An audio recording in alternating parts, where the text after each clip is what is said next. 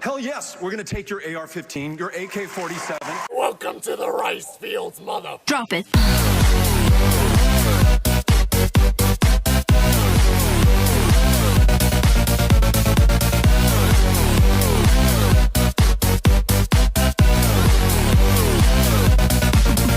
Yeah.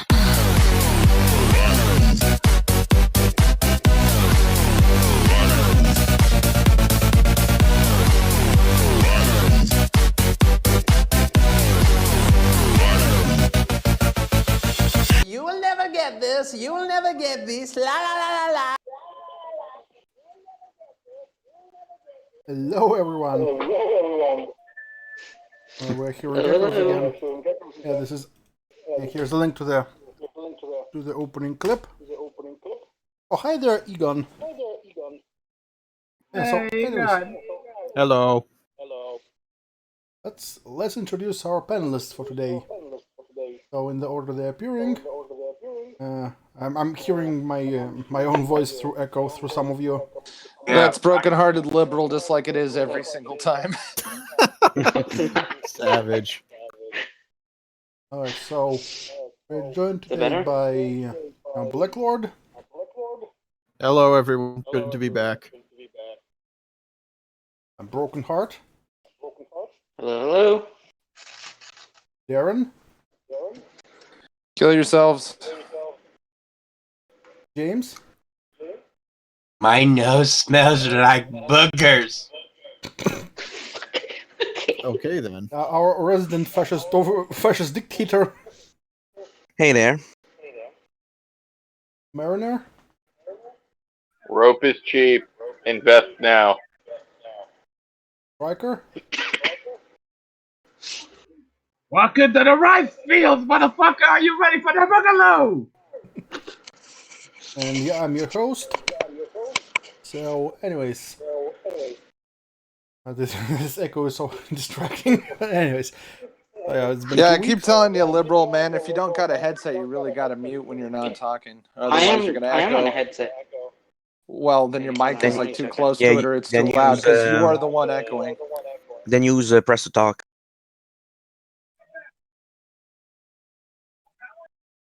You lose penis privileges. Okay, I think he's solved it. Or maybe he's solving the problem. He's working He has on. muted himself. Balls of steel. I've got balls of steel. I'll rip your head And I off and talked sit through down your neck. apparently a microphone, a trash can, because fuck Bluetooth. So, Try again. Ask me about my wiener, and you shall receive. No Ask about my thanks. No wiener. thanks. I don't want your Rican footlong. It's so big it'll come out your throat. Bitches don't know about the size of my cock. 5 feet a foot long. so All right, now, let's not turn this into an even wider version of John Ward's music. Okay.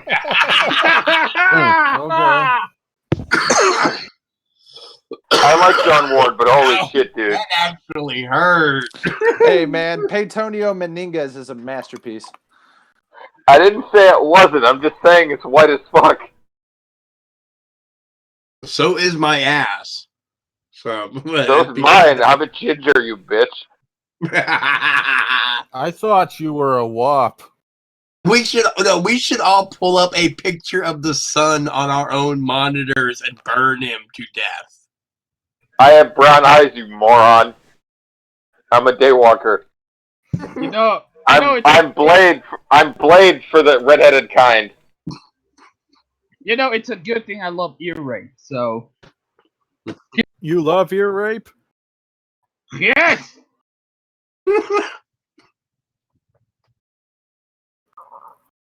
All right. What do you like so much about ear rape? Green Hill Zone intensifies. Alright, I think that's enough tism for the opening. Lebs, wake up. Okay, yeah, what's our first topic? What are we going to discuss?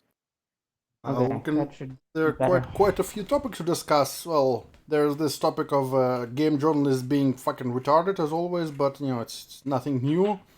You'd be probably surprised if for 1 or 2 weeks they didn't say anything really, really stupid. There's also well, since it's kind of like we talk about this pretty much all the time, even though it's not a really fun topic to discuss. But how do you know when an upcoming movie is going to be shit? It's when journalists are shilling for it before it even comes out. It's just they tell you how great it is, even though they haven't seen it.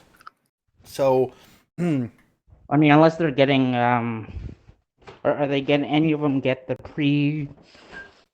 Well, I mean, they're still cutting it. I mean, right? the thing is, they're never actually praising the movie. They're praising the idea of the movie. Mm. It would be one thing, if the cast were cutting all these promotional videos talking about how great they think the movie is, but that's not what's going on here. It's other people who had nothing to do with the making, as far as we know. Yeah. Well, there's probably a gag order. Like, oh my god, it passes the Bechdel test. Oh, it is the most masterful work of the century. I thought you were going to say the bechamel test, but damn it, now I can't use that joke. So, What's a bechamel? No, it's the Bechdel test. Bechamel is the sauce. But you said something else, so I can't use that joke now. If the girl is only talking about cooking, it's the bechamel test.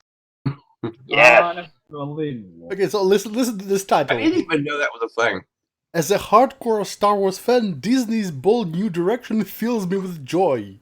It's probably should have said fills me with soy. Was this written by A. Dobson? This is the most soy thing I've ever heard so far. It's written by someone Sean called Sean Conn Keane. is his name. Sean Keane. I don't know who that is. This is commentary. Disney has ushered in a golden age for a galaxy far, far away. Yeah, and the other word you forgot is shower. And I can't wait to see the rise of Skywalker. Oh, and I love The Last Jedi. Okay. It's like this is the. Well, glad we got that out of the way. It's transparent now. Like you can use this perfect meme. Don't ask questions, just consume product. Then get excited for next product. That is the face of a true consumer. Or screw being excited for PlayStation 5. I can't wait for PlayStation 6 to come out in 2040. Consume. Marry and reproduce. Oh wait, that's the wrong one. Oh, and speaking of console fanboys, some of them are so salty when they find out that a game that they thought would be like a console exclusive is coming to PC. They're so salty. Why do they care? I mean, it's not like it detracts from them. They still get the game for their hunk of plastic. Yeah, if this game was supposed to be like a PlayStation exclusive, but instead it's a Steam exclusive, it doesn't go to console. Yeah, I understand why they would be extremely butthurt, but it's not like they're losing something. No, they're just angry that it's not exclusive to their piece of junk. Everyone piece of junk can play it. So for some reason they are upset that other people can enjoy it because I don't know. This is like some really, really weird, corporate slave mentality. Think about it. Anyways, this is this article. Okay, by the way, link to the article. Of course, it's archived because this doesn't deserve clicks. Okay, so every Star Wars conversation I've had since December 2017 leads to an inevitable question: what did you think of The Last Jedi? Oh, yeah. This should tell you a lot, about the movie. But Worst movie ever. Should tell you how divisive it is, at the very least, instead of everybody loves it. Oh, Rian Johnson's 2017 entry into the saga was bold and daring. I call it bold and brash. More like belongs in the trash. I mean, it was bold and rash, but just not in the ways you think. For the It bread. was ill-conceived and fucking aimless. The only thing that I thought was cool about that movie was like the 20 seconds at the end where they're like fighting among red crystals. Other than that, there's no reason to see that fucking movie. The only good Even thing about the movie was that CGI it ended. Yeah, even the CGI action fest part of it is not particularly good. Look, that movie tried Okay, to and be what bold about and fresh, but it gave me what a about the genital. rave off in the woods? Yeah, what about the rave off in the woods? Yeah? The rate. Wait, what? He No, was it's like talking talking about this about- friggin' episode 9. What about the rave in the woods that like in the friggin' trailer? Oh, in like the desert or something, right? Oh, For Rise of Skywalker, he's talking about. Oh, we're still talking about the, you know. It's probably because the resistance got refilled or whatever, you know, magically. Honestly, Yeah, there's like a scene in the trailer where there's like a bazillion ships, and I'm like, where the fuck were all these people before? I'm pretty sure the Resistance was wiped out. oh yeah, in Last Jedi. yeah.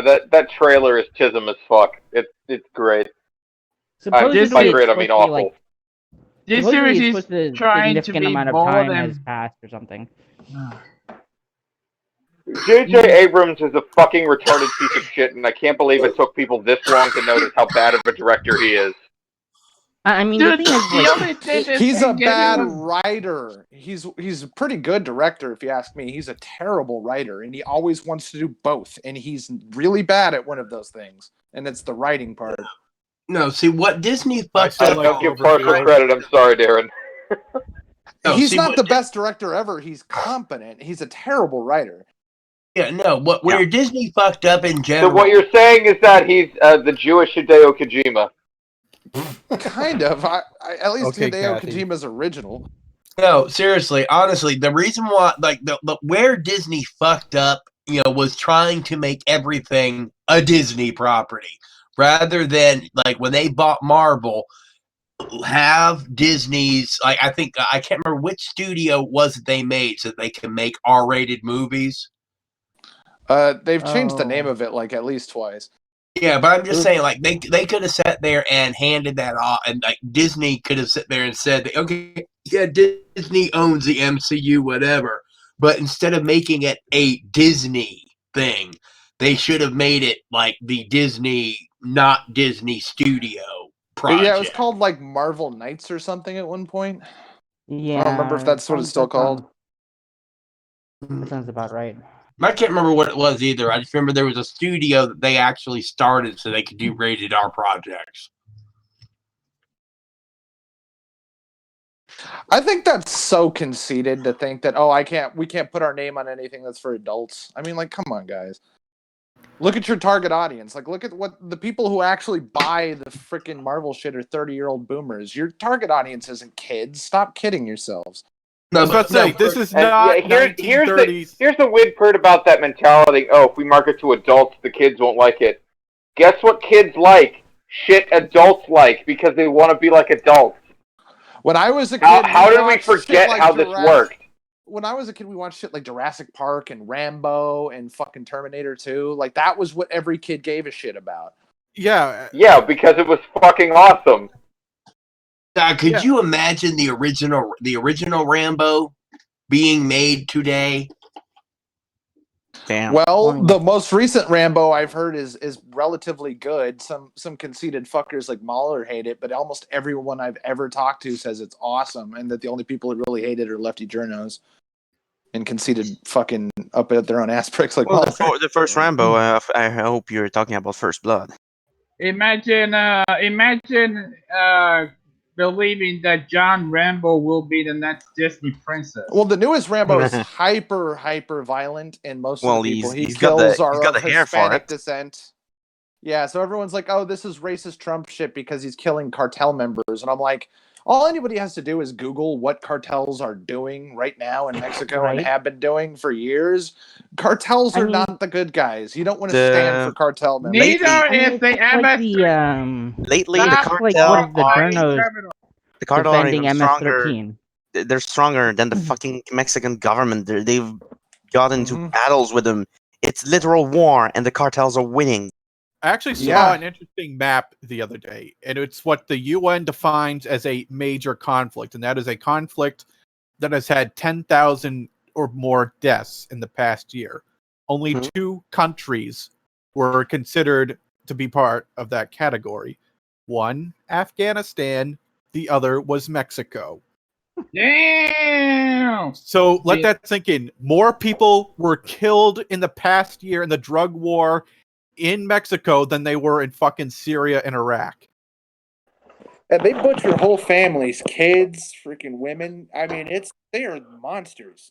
Well, yeah, that's what one of my friends was telling. Like, if you're like a federale or Mexican police, you're basically on the payroll of the cartels, because it's basically you do what the fuck we say. You don't investigate us, or not only are we going to kill you, we're going to kill your family too. Well, not just that, but what was it? For a while, there was like a Mexican group that was like basically home people, like defending their homes, and the fucking federales. Yeah, came in because the and- police are largely bought off.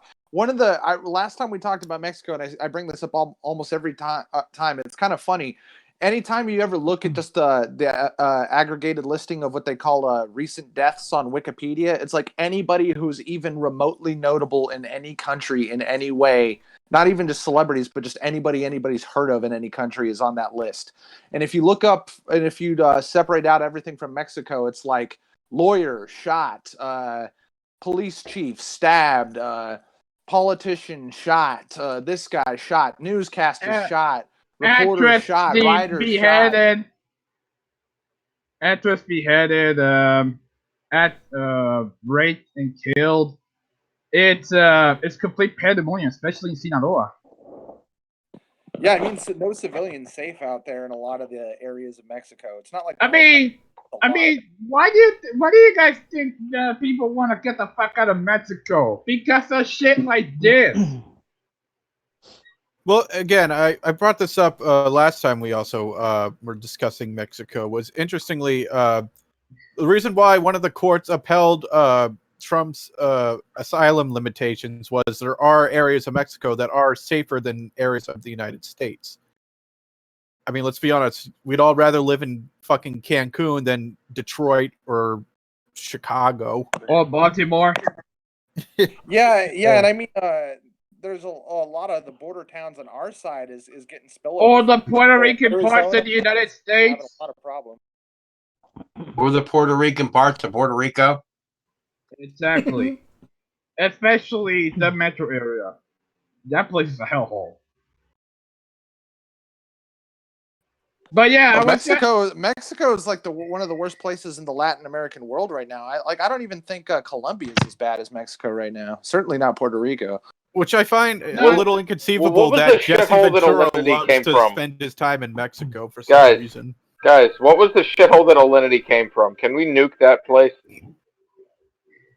I think she came from Venezuela.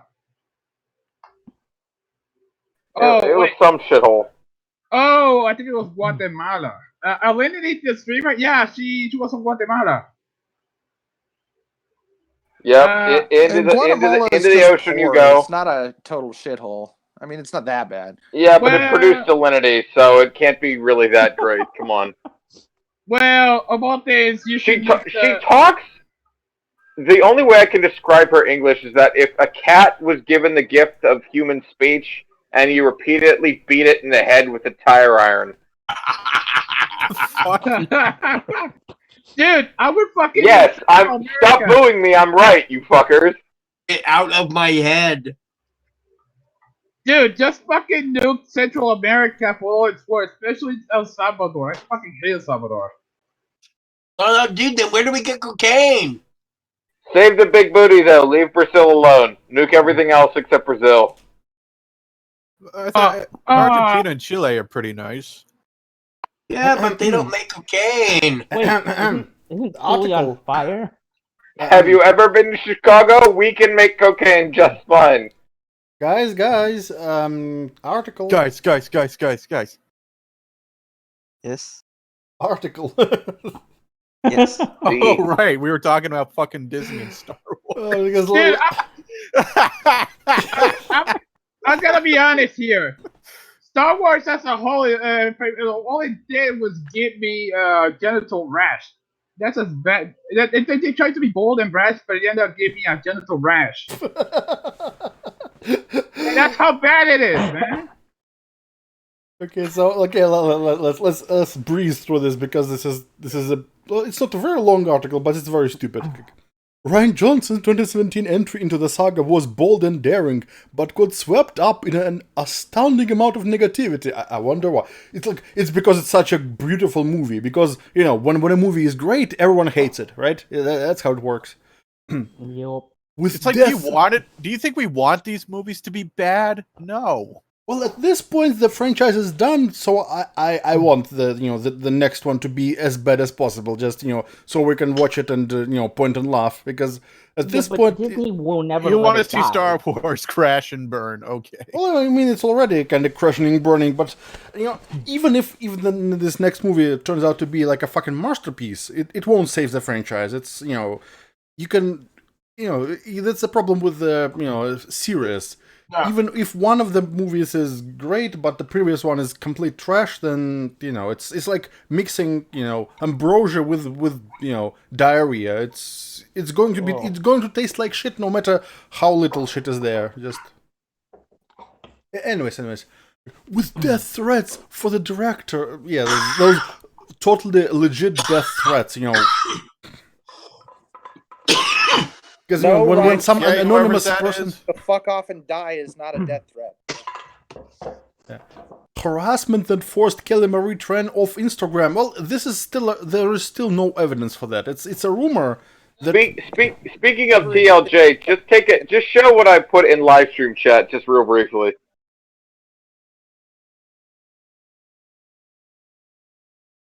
Let's see. John Boyega claims Anakin is a better Jedi than Rey, and fans are divided. You are short and wise, and I'm very proud of you. His check cleared. He doesn't give a shit. It's amazing. He can go home and play with his gunpla. Like the baller that he is. Holy crap. Yeah, because it's like, what do you say when the black man is talking? It's like, oh, fuck. Man, I hate these crackers. I'm gonna go home and play Bill Gunpla, man.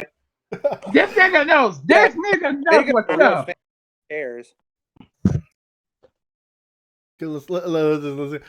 And demands that from angry viewers just opens the entire Bandai catalog. It's like, I'll have this entire page. Thank you. It sounds like something Macho would do.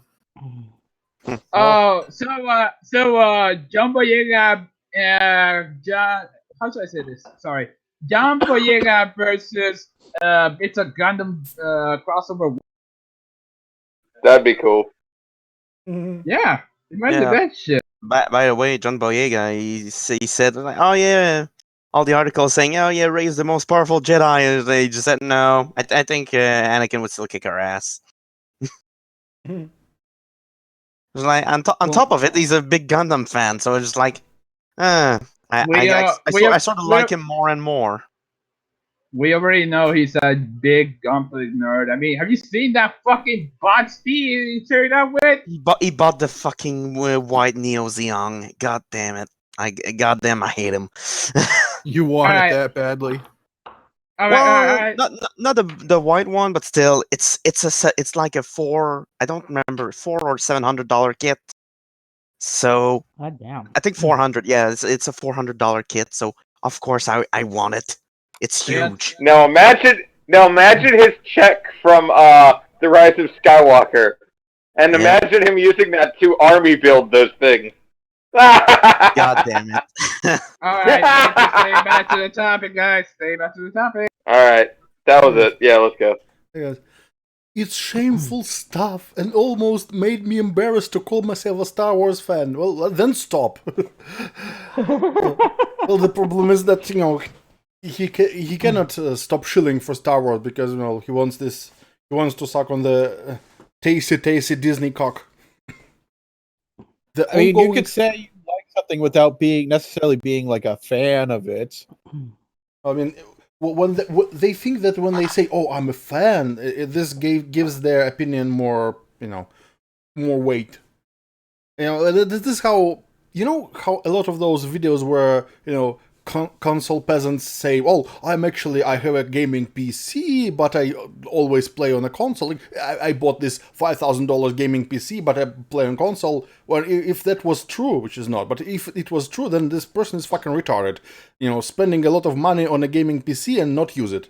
Why even bother then? Well, that's the thing that's most frustrated about most of the people who say they're fans. It's like, well, then why are you deliberately trying to sabotage and replace the product? Like, like Boyega, I feel bad for him because to me, I believe that he's actually a fan and that he's, actually holds some non-pre-approved opinions like, oh, Ray isn't the fucking strongest thing in the fucking universe. That kind of shit. But I also feel bad for him because his character is fucking terrible and I hate every second that he's on screen. So, and I've seen him in other movies. He's not that bad. It's the same as Hayden Christensen. He can actually act. Sometimes there's nothing you can do with a script. There's just no way. The other thing is he like kind of finished his arc, and so he's kind of like wandering around, and it's just like, like they don't know what to do with him because he's kind of there now. Well, that's how. Well, that's the problem with the script. And again, no matter how good an actor is, sometimes when the script is dog shit, then you cannot. Sort of like Spectre, that last James Bond movie. You got fucking one of the better James Bonds that's been around, and you got Christoph Waltz playing your villain, and that movie is a piece of shit. They couldn't do anything with that script. Even had like Dave Bautista as like one of the silent thug beat 'em up types in the movie too. It's still terrible. Leah Seydoux, one of the hottest Bond girls ever to be a fucking Bond movie, and it's still garbage. It's shocking how bad Spectre is. So I made the right decision when I didn't watch it because, oh well. It's the worst Bond movie of the era. It's way worse than Quantum of Solace. Oh damn! Quantum of Solace was kind of all over the place. I haven't seen any of the newer Bond movies, so I wouldn't know. Casino Royale is good. I'm writing it down. Skyfall, the one with Javier Bardem, is very good. And then the other ones are either okay or terrible. It's real hit or miss. Honestly, I haven't seen a Bond movie past the Pierce Brosnan era. GoldenEye is the only really good one, in my opinion. I don't really care for the. Dude, if you ever come here, I will take you to the place where they shot the final scene of GoldenEye. I know where it is. Oh, the giant satellite? Cool. Yeah. Anyway, back to the article. Yeah, let's go to the article. The ongoing negativity surrounding Disney's impact. Look how many of the words are links to other articles.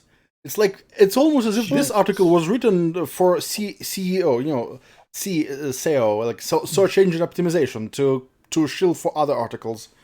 The ongoing negativity surrounding Disney's impact on a galaxy far, far away continues to astound me.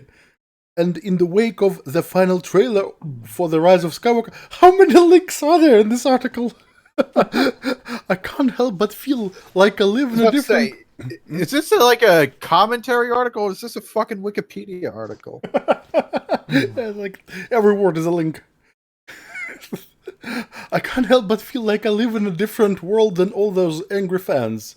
You live in a different world. That would be nice if you did, but they live in a society. Leftist.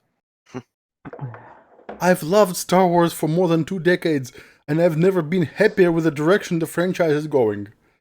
Well, this means that he joined the fan club during the prequel era, so maybe he's one of those people who think that who don't like sand because it's coarse, irritating, and gets everywhere. No, I mean, I did too, but I actually those were some. I think those were probably the first. Well, maybe not, but anyways, I joined around that era too, and it's just like those movies are definitely better than the new ones. Holy smokes! Yeah, when I was 4, I saw the first real Star Wars, and around the time Phantom Menace came out, then I remember seeing that in theaters with my dad and my sister when that came out back in 1999, 20 years ago. Holy shit. I've seen the first 3 movies, and then the prequels. Well, Glass knows about how the fact that he showed us the really bad dubs of the Phantom Menace. Glass, you know the one, the Chinese copy. Oh, it wasn't the Phantom Menace. It was the Backstroke of the West, the Revenge of the Sith. That's the Chinese. Oh yeah, it's the best way to watch those films. Yeah, the Chinese subtitles. It's fucking art. If you haven't seen, just search Backstroke of the West on YouTube. It's there. Basically, what happened is that there was a Chinese bootleg DVD. And they decided to put English subtitles there, so they translated it from Chinese back into English. And it wasn't machine translation, because machine cannot fuck up so gloriously as some poor translator. Oh, it's this is where the meme "do not want" came from. It's like, remember when the Vader, instead of yelling "no," he yells "do not want." If you're a JoJo fan and you like Star Wars, this is basically the Duwen version of Star Wars. Yeah, it is actually. Yeah, that's actually a good analysis. I was like, just watch it. So, but forgot to tell the rest. So, when someone posted on the internet the full subtitle file, some people decided to make a total dub of the movie using those subtitles. And some actors are so perfect, they sound almost exactly like the. Yeah, that was pretty good. And given it's just some amateur production, it's really well done. So, anyways, so the article, the glorious cackle. I don't know why it's so funny. Glorious cackle. Those words shouldn't go together. Glorious and cackle. Sounds like another word entirely. Does he want people to take this article seriously? Don't write glorious cackle. Glorious cackle. Just replace that A with a U. That's got to be a meme now. Glorious cackling. Glorious.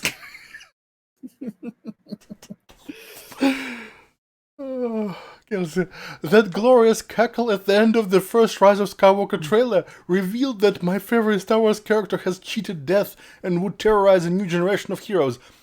You know what the problem is? If Force Awakens didn't undermine the original trilogy enough, this undermines it fully. Because let's see how many achievements from the original trilogy have been destroyed. So the Empire was defeated. Well, now there is not Empire, the First Order, which looks like Empire, acts like Empire, uses Empire tech. So again, this is one thing that was undermined. But it's still not the Empire. They were able to build something more powerful than a Death Star in secret without anyone noticing. Yeah. And they're only a fragmented group, though. Also, remember how Han and Leia, got married, and well, this was undermined too because they separated and they couldn't raise their son properly. Again, this was undermined by the sequel trilogy. Then remember how something they could have done with the first movie of the new trilogy. They shouldn't have destroyed the Death Star, the Starkiller base, and the final one of the final scene should have been when the big speech and then firing it at the New Republic system. Or just and on a cliffhanger. Yeah, well, a cliffhanger, just showing us like this is not the Empire. You're fucked. We're not just the Empire, or something like that. Just to give them something. First of all, it's not going to be a carbon copy of A New Hope, but it should have failed. Especially Resistance. They're not many people. They should have failed. That would be subverting expectations. Yeah. Speaking of subverting expectations, I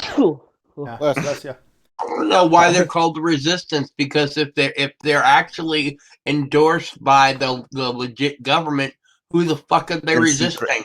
In secret. According to the canon, they're but they're working for the government. So who are they resisting? They're resisting fascism. They're resisting the bad orange man. Yeah. Yeah, it's surprising that fucking Snoke wasn't orange, to be honest, or like golden or some shit. Well, he did have a gold robe. Well, also to be Yeah, fair, the movie was probably written, conceived, and made before Trump even announced his presidency. I mean, it came out. In the year 2000 or so, when he was an independent.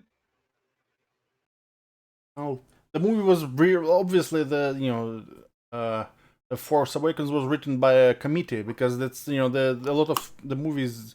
It's in the future. I bet that the movies will be written. Movie scripts will be written by AI, and it will be it won't be much worse than nowadays because when it's written by a committee or written by a machine, it's kind of pretty much the same. Maybe it actually would be an improvement because when there's no no vision to guide the process, because even when there are a lot of writers, but there is one who is who has a vision and directs everyone else to shapes the whole. It has the concept in mind and shapes the process. It's one thing, but when it's like literally a committee and they throw around ideas and oh, this sounds good, let's put it in the movie, and this will attract audiences. That I mean, what? So basically, movie director by 5000. By whom? So basically, movie director 5000. Oh yeah, that's No, the Mystery Science movie director. The greatest threat to the world in The Watchmen is not a giant alien squid, but white supremacy. Pretty much. White squid supremacy. Anyways, nice. Oh yeah, what I was saying is that they undermined. Oh, the Force Awakens undermined Luke because Luke wanted to make a new Jedi Order, and then he fucked up. So basically, and the last thing this time they undermined. Remember when it was a big deal when Vader killed the Emperor? Yeah, well, guess what? Emperor is back, so Vader didn't kill him. So I mean, they didn't even do a Force Ghost or they didn't do any. Like, he's literally just alive. Yeah. So remember, imagine when Vader throws Palpatine into the shaft, and then just Palpatine climbs out. Oh, 'tis a flesh wound. And then the Death Star crashes into the planet, no less, and the motherfucker still lives. Well, wait, no, I think they're not even on Endor anymore. They're on some other planet. No, they're on Endor, and they go into fucking crashed part of the Death Star, and the Emperor's still in it. It's funny how again, I can imagine that this part of the Death Star might have survived, but even though it looks like it was blown into tiny pieces. Well, if it blows it from the inside, some pieces could survive. This is not like a deal breaker. The deal breaker is that that he's alive. The problem is that not only they are making shitty movies, but they are retroactively shittifying the original trilogy. That's the big crime. Yeah. So by destroying the achievements, like what achievements from the original trilogy are left there unmolested? I am glad. I mean, look! Fucking Han Solo. Han Solo destroyed the Millennium Falcon with the feminist fucking robot AI in it. Okay, like, yeah, oh. Yeah. Like they destroyed a ship. A ship. Han Solo pretty much overthrew the intergalactical patriarchy. Ugh. Or some shit like that. Wait! Listen to this sentence. I was fortunate enough to be at the Star Wars Celebration Chicago panel when that trailer was shown for the first time, and it may have been the greatest moment of my life. Wait! You gotta bring up the consumer product guy. Yeah. This is like a perfect reaction image to this. Imagine that watching a fucking trailer for a movie and saying, "Oh, this is the greatest moment of my life." Soya. Oh yeah, that guy is like, oh yeah, people keep saying, oh, it's like, why stop bullying him? The problem is not that he enjoyed things. He's not even enjoying the thing. It's just the announcement, and the guy is having fucking explosive orgasm. That reminds me of that. That reminds me of the guy who watched that Star Wars movie who ended up crying because of how Yeah, I think impactful that it was was. Beyond Johnson. Yeah. Oh well, the frustrating thing about people who do that shit is because they're not doing it sincerely. That's fucking virtue signaling. There's not a. I don't believe there's that many people who earnestly like freak out over trailers. They just pretend to because everyone else Yeah. fucking pretends to. Well, it's like half of reaction videos, and over Even I mean, 75 of even if them that's who true, are that's just. overreacting are black people. So thanks for playing the stereotype. I mean, yeah, even if that's true, like he's faking it, looks so fucking bad. Like, oh my god, like this fucking guy. You know what the worst reaction video ever? Well, what's the soyest reaction ever? It was when Matt Jarba reacted to his silver button. Oh god damn it. Oh, speaking of, have you seen this glorious shitpost by Suit Yourself? Let me just bring it up. No, I didn't.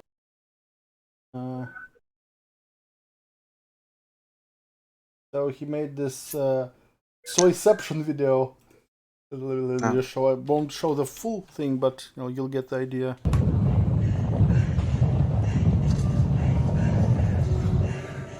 Hey, what's going on, everyone? My name is Mundane Mad, here with something I've been waiting for a very, very, very, very, very long time to get here. All right, so I'm opening it up. Fuck. So you guys can see that right there. Loud as fuck. I apologize. Take out. I think it's not honest. Whatever the fuck that is. All right. Shit. The fuck is this thing? Oh God. Oop. Nope. All right. There we go. It's gray. Time. And it's sitting here in front of me, and I'm not gonna. I'm shaking right now. There's a letter. There's a letter here. Let's see what it says. It's from YouTube. Officially. Was touched by what you did. They were inspired or challenged. That was a classic.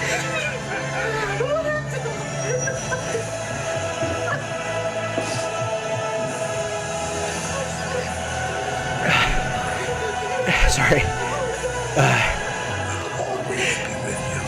That's Ramirez.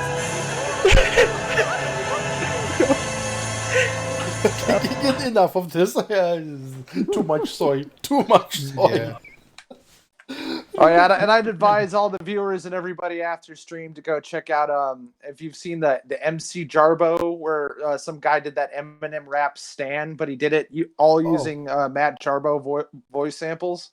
Oh yeah, that's great. It's amazing. Jarbo the Hutt. That's the channel name. Yeah, Jarbo the Hutt is great, but that's the best thing he ever made by far.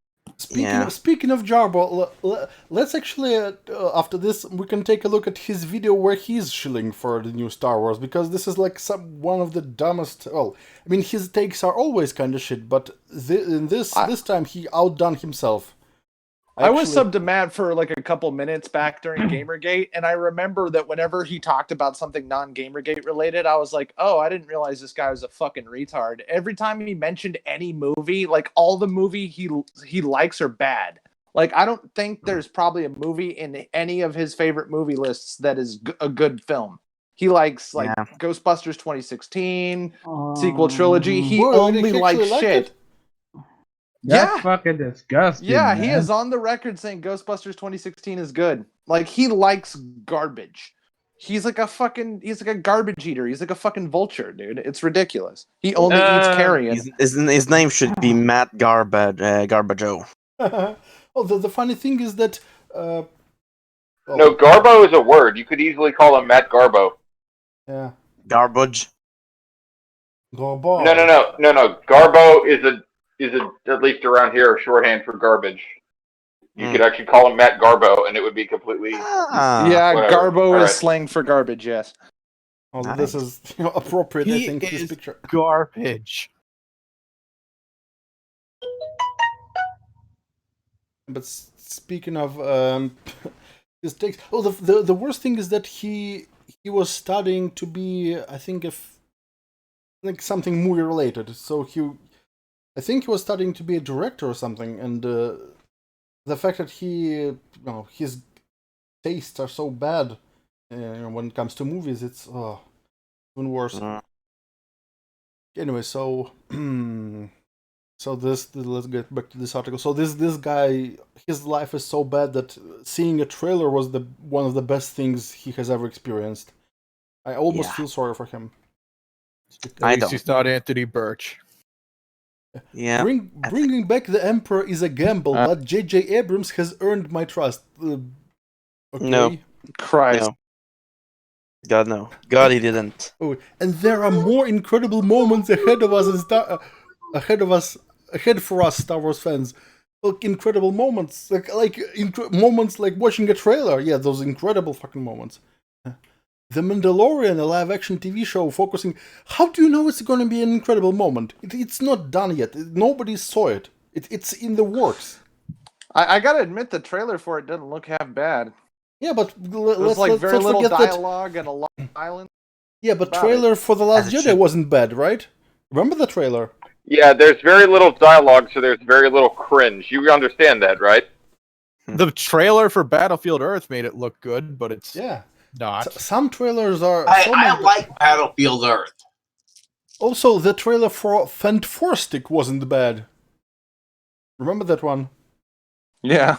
So don't judge a movie by the trailer. Because, by the way, there are studios that specialize on making trailers, and they are really good at making any movie look good. Yeah, man. There's some movies I really like that they made trailers for them that made them look awesome, but also made them look like the kind of movie they are not. Like It Comes at Night is a pretty good like existential post-apocalyptic horror movie, but they make it look like some kind of slasher film or something, and that's not what it is. And it pissed me off because I was like, oh, that movie was great, but anytime I ever recommend it to somebody, they're like, oh yeah, but the trailer was a bunch of fucking lies, and that's all anybody can remember the movie for. The trailer for A New Hope when it came out makes Star Wars look like a fucking B movie, but it's not. I mean, the other thing is, didn't this person say that the greatest moment was watching the trailer? So obviously the movie can't be better, right?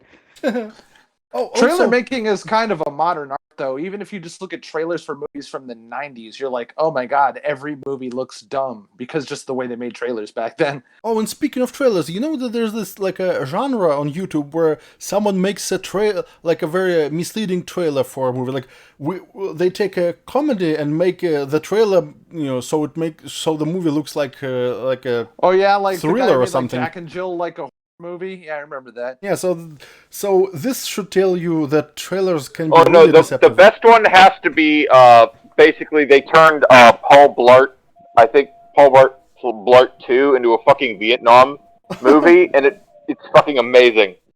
Oh, your microphone is a bit too loud. It's kind of peaking. Oh, sorry. Yeah, what he said is they made like Paul Blart look like a fucking war film. Yeah, well, and I've seen that one too. It's great. There you go. Is that any better? Well, it's a bit better. Why is there sirens going on in the background? Oh, sorry. I'm outside. I'll mute myself. Yeah, it sounds like you're in an air raid or something. Well, so again, don't trust trailers. Trailers can be deceptive, and anyways, they almost always are. Yeah. So The Mandalorian, a live-action TV show focusing on a group that's never even named in the movies, is hitting Disney Plus in a few weeks. It's like he's trying to shill for Disney, if anything, in this article. This sounds like a press release or something. Like, just by the way, Disney Plus has a new show. Just you should take a look at this. Wink, wink, nudge, nudge. Along with the baddest looking Jedi Fallen Order game. It's like he's shilling for products. I'm pretty sure that Jedi game looks like dog shit from the early footage we've seen of it. Well, I haven't seen the footage, but maybe. Well, who is making the game? Is it EA? Electronic Arts. They got the contract. Just count me out immediately. Yeah. Because, Yeah, anything that has the EA brand, that's a red flag. Electronic farts. I mean, I remember when Electronic Arts actually used to do decent shit, but the current stuff, stay the fuck away from it. As a UFC fan, I'm actually pretty big fan of their UFC game. I like everyone was mad when they got the fucking license taken away from THQ, who was making really good MMA games. But the EA UFC games are actually kind of good. But Madden's bad, FIFA's bad, their fucking basketball series is bad, their baseball series is fucking terrible. You know, they haven't made virtually anything else good in a long time. F1, and I'm actually a motorsports fan. So, what do you think that shows means? Oh, and speaking of, like, have you seen like Manslayer's gamer poop about EA Star Wars? Let me show it.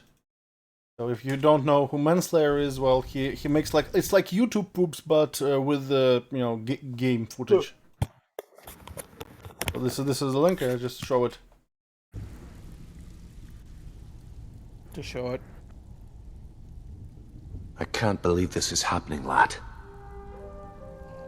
You discovered EA's holding out on us and has Luke Skywalker on a damn golden leash. They got greedy, and you're being tested, lad. With the fingers knee-deep in a game of sweet, sweet pie.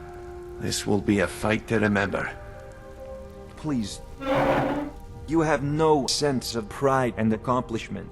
I must have spent every last coin I've made on these hot star cards. I'm broke now, but now I have a big advantage. Why get good when you can just buy? That's pride and accomplishment. All paid for. Cash. Now if you'll excuse me, my farms prosper.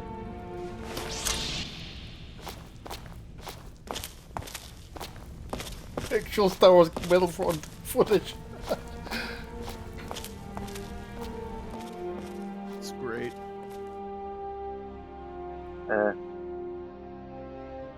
Luke Skywalker. So basically, yeah, it's EA in a nutshell. But yeah, back to the article, because I'm telling you, this article is like a product placement. We can kind of visit a Star Wars planet at Disney parks. Resisting is bringing us on fun adventures, and more of the flip amazing Clone Wars is coming next year. Just this is like advertisement for Disney products. Rogue One. They want in on that media package. Yeah, Rogue One's most intriguing character is getting a TV series, and the more experienced Ewan McGregor will return to the role of Obi-Wan Kenobi. Yeah, you know what this reminds me of?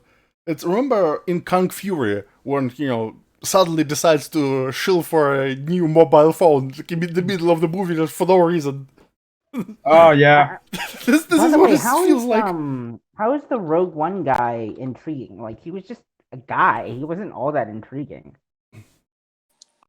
Which Rogue One guy are we talking about? The spy. Forrest Whitaker's character, the fucking weirdo cryptid guy. No, the one who partners with Jay Leno. This is the article. There's links to this. Yeah, but didn't he die at the end? Yeah, but they're obviously doing like a. He died fairly early at the beginning, didn't he? If we're talking about Whitaker's character. He gets to the. What? No, the male protagonist of the movie. Yeah, that guy. Oh yeah, he fucking died like a bitch. I don't know, but that. Well, that was ballsy of them when they made that film to kill off both Jyn Erso and him. So they killed off virtually every character in the movie. Cassian Andor. Oh yeah, that part was ballsy, but like a lot of them died like bitches, except for K2SO. He was a baller. I felt like it was the most inappropriate use of Donnie Yen I've ever seen in a movie. I just laughed my ass off at every scene he was in. I didn't. Yeah, that was Donnie Yen's character was fucking stupid. I just laughed so hard because it was just completely inappropriate. Because I love Donnie Yen, but he just does not belong in the way they shoehorned him in that movie. That was just so wrong. I mean, like, I liked the movie, but again, like, Cassian Andor isn't the most, like, I don't know, but the most intriguing character. I think he's cooler than Poe Dameron. Yeah. Oh, but by the way, the next sentence is kind of, well, it's pretty stupid. Look at this. Aside from the last one, I'd never have predicted or even hoped for any of this. Bitch, the Clone Wars series was conceived before Disney took over Star Wars, wasn't it? Yeah, I think so. Oh yeah, that's dude. The Clone Wars is old. Oh yeah. Shit, dude. Oh, it says, flipping amazing Clone that's Wars. From, like, couldn't predict But the Clone Wars, both series, I'd argue, is what really helped the fucking prequels in everyone's mind's eye. Oh, because please, those series elevated the fucking prequels. Your volume is really loud. Turn it down. I never watched the CGI one because the art style looked dumb to me, and I didn't like the idea of retconning everything because the same guy who made Dexter's Laboratory, the cartoon guy, Gennady Tartakovsky, he made it. Yeah, he made a phenomenal series of cartoon shorts, and that were supposed to be canon, and then they retconned them. It pissed me the fuck off. Well, a lot of the stuff ended up being canon in the Clone Wars CG show, but yeah, I agree with you that the Clone Wars cartoon conveyed stuff a lot more succinctly, and it was also Tartakovsky, so like Tartakovsky is the only man who can make a fucking Adam Sandler movie like a work of art, which is the Hotel Transylvania series, because he directed all 3 films, and they're fucking amazing. Yeah, he's also the same guy who did Samurai Jack. But I heard that the cartoon, computer generated one is good too. I just never watched it. Oh yeah, it is. It totally is. Please watch it. It's good. But wait, by the way, so this says Disney has ushered in a golden age of Star Wars. Most of these things he listed aren't even ready yet, so he has no idea if they are going to be good. And Clone Wars, the best thing on this list. It was started before Disney had nothing to do with it. Yeah, they were on Cartoon Network when Cartoon Network had a deal with Disney, or not Disney, with Star Wars, LucasArts, whatever. Yeah, those were much better projects with much more talented people at the helm. They weren't agenda-driven faggots. They were trying to make something that was good for like a PG-12, PG-14 type audience, and they did a decent job. Also, it says Resistance is bringing us on fun adventures. Is this the same Resistance that is not? It's cancelled after season 2, so there will be no season 3. So yeah, the fun adventures that won't last for long, because that's. Fun, wacky adventures with faggots, yeah! And most of these things he listed aren't even, nobody has seen them yet, so, praising this. Funny how he doesn't say anything about Battlefront 2. It talks about Jedi Fallen Order. Oh, by the way, I'm furious that those games kept the same name as the Pandemic games for the PlayStation 2 and PC. The original Battlefront, which, by the way, a lot of people didn't play Battlefront 1. There's a lot of ways that Battlefront 1 was better than 2. Like, you could go prone and shit.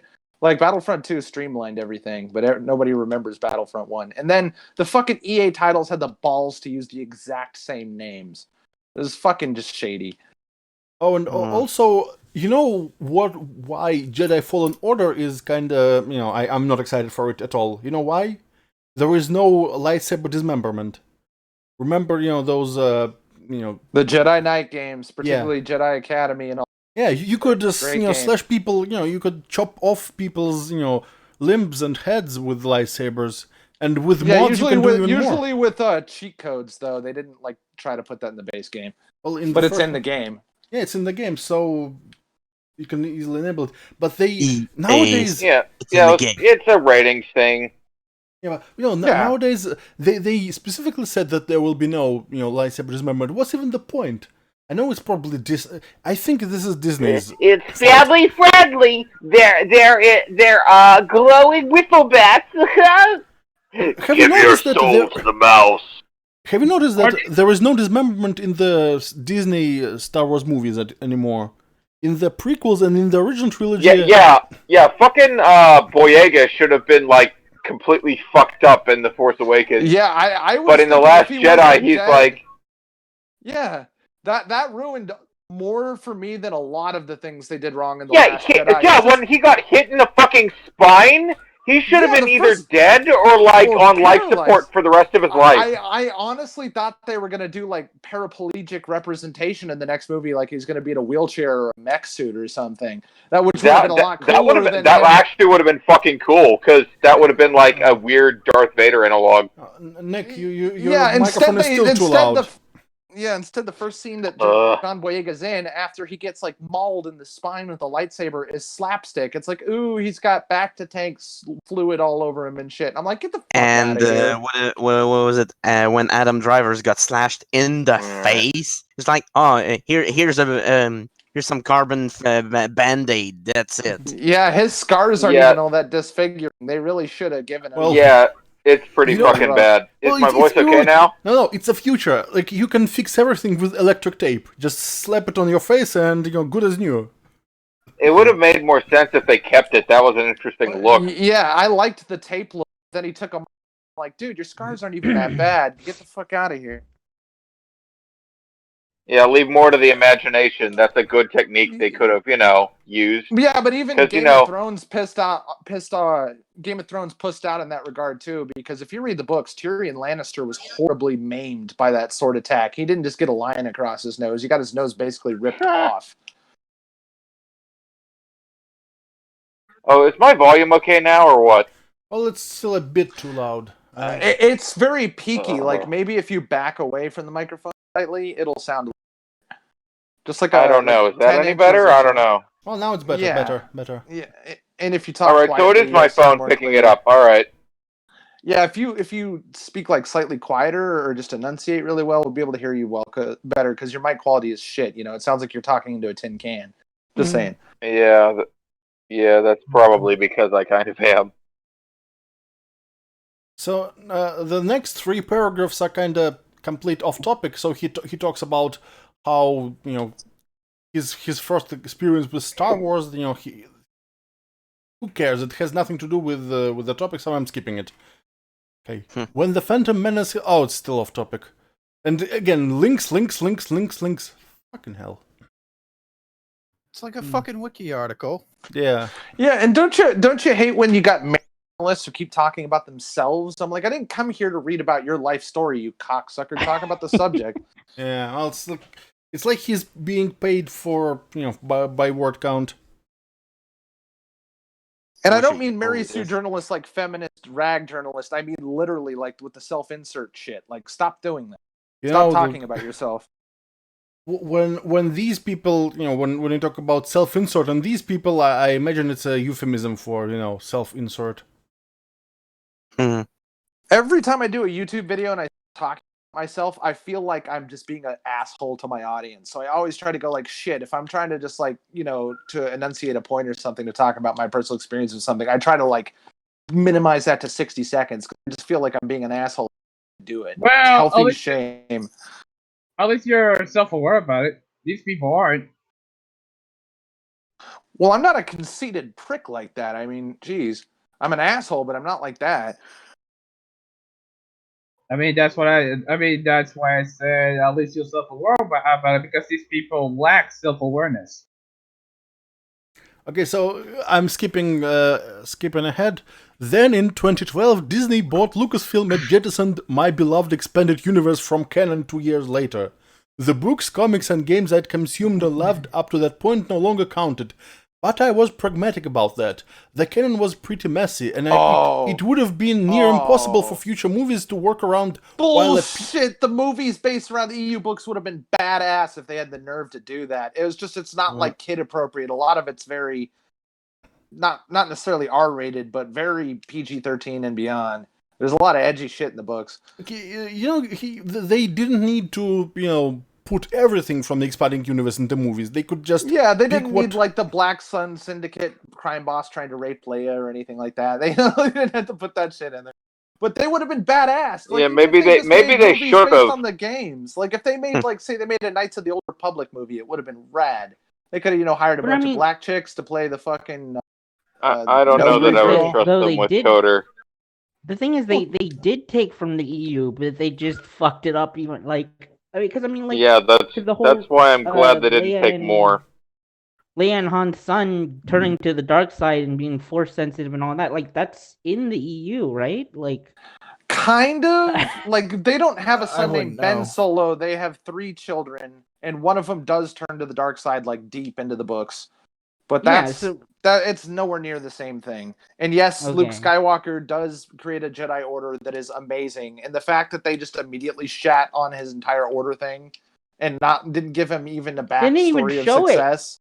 Yeah, it's so lame because the fans would have ate Jedi Order shit up, but they went, oh, there was one and it was just wrecked, and then Luke Skywalker fucked off for 10 years. And it's like, can you not? Like, why are you trying How to long lose was the money? flashback? The flashback was like what? Literally like what? 30 seconds. Yeah, just about in the Last Jedi. and just anything about Luke Skywalker, the Jedi Order, been a license to print money. It's just like when I tell people it's a literal act of sabotage, deliberate sabotage to the IP. That's what it is. There was no intention of succeeding with Star Wars. There was the intention to replace it. It was basically Star Wars genocide. You know, like white genocide, like the whole thing alt-right people say about them trying to replace and subvert us and destroy our culture. That's literally what they did on purpose. Well, I mean, it's probably Kathleen Kennedy, if that's true. Like, oh, she's not alone. No one person was alone in that thing. Well, I mean, plus Rian Johnson, obviously, but I don't believe that fucking J.J. Abrams is trying to sabotage it, even though he's a total Jew bag. I just think he's incompetent. But Rian Johnson, yeah, that was sabotage. Kathleen Kennedy, that was sabotage. I mean, the reason, like, Solo maybe could have been a better movie, but she fucked it up. Like, she's pretty responsible for whatever's wrong with Solo. Kathleen Kennedy personally, but the Last Jedi there's a lot of people who fucked that up. Well, I mean, the thing with Solo was there was just so much it was fan service overload. Well, I think this was like their overreaction to the, fan reaction to Last Jedi, because they wanted to appease the fans so much that they decided to go, full in with the fan service and just try Solo too hard. isn't offensive. It's dumb. It's really dumb, and the fan service is very trite. You guys know that word, right? Trite, like cheap and body and just kind of corny. Yeah, it's like this is like a embodiment of trying way too hard. Or just not knowing what the fuck you're doing. I mean, but yeah, Solo was not as bad. It was just dumb. It was extremely dumb. I actually unironically liked Rogue One, and I stand the movie, but that's because Rogue One is basically Star Wars Saving Private Ryan. It's not a fantasy movie. The characters are not the focal point of the movie. The main character of that movie is the main character of Rogue One is the Death Star. Every time it shows up on screen and starts blowing shit away, that's when the movie is perfect. Well, it's taking up all the place you get. You just see. It's like when you see the Death Star. I do think the second half of the movie would have been perfect if they just cut out the first half, because the first half of the movie is kind of aimless and nonsensical. Yeah, the whole getting Jen Erso to fucking do her job thing was dumb. They could have trimmed that down or re-edited that, but no, like I really think Rogue One really works, and the fan service is somewhat reserved. It's not overblown with it, and that Vader scene was just sort of like a nice little cherry on top, more like the Vader scene. Once Upon a Time in Hollywood. Yeah, even though logistically it doesn't make sense and it kind of fucks up with A New Hope. Because it makes Leia out to be basically a fucking retard. When she goes to lie to Vader's face, it's like, bitch, I just saw you leave. Yeah. Well, but I mean, it's kind of the way it was in The New Hope. Quit no, not really, because... Well, yeah, but I mean, like, the way it was almost kind of intimated in New Hope is that they tracked her down and then started firing on her when she wouldn't stop. It's not like they had legitimate proof. Now, just like, bitch, we just saw you leave like 5 minutes ago. Exactly. Yeah. No, that makes sense. But at least that fan service movie destroying it was just that scene where he's killing people was amazing. Yeah, but it's just fluff. But it's not like it doesn't fit at all. Like the Darth Maul scene does not fucking fit. In fucking Solo. Well, the Darth Maul scene is just weird.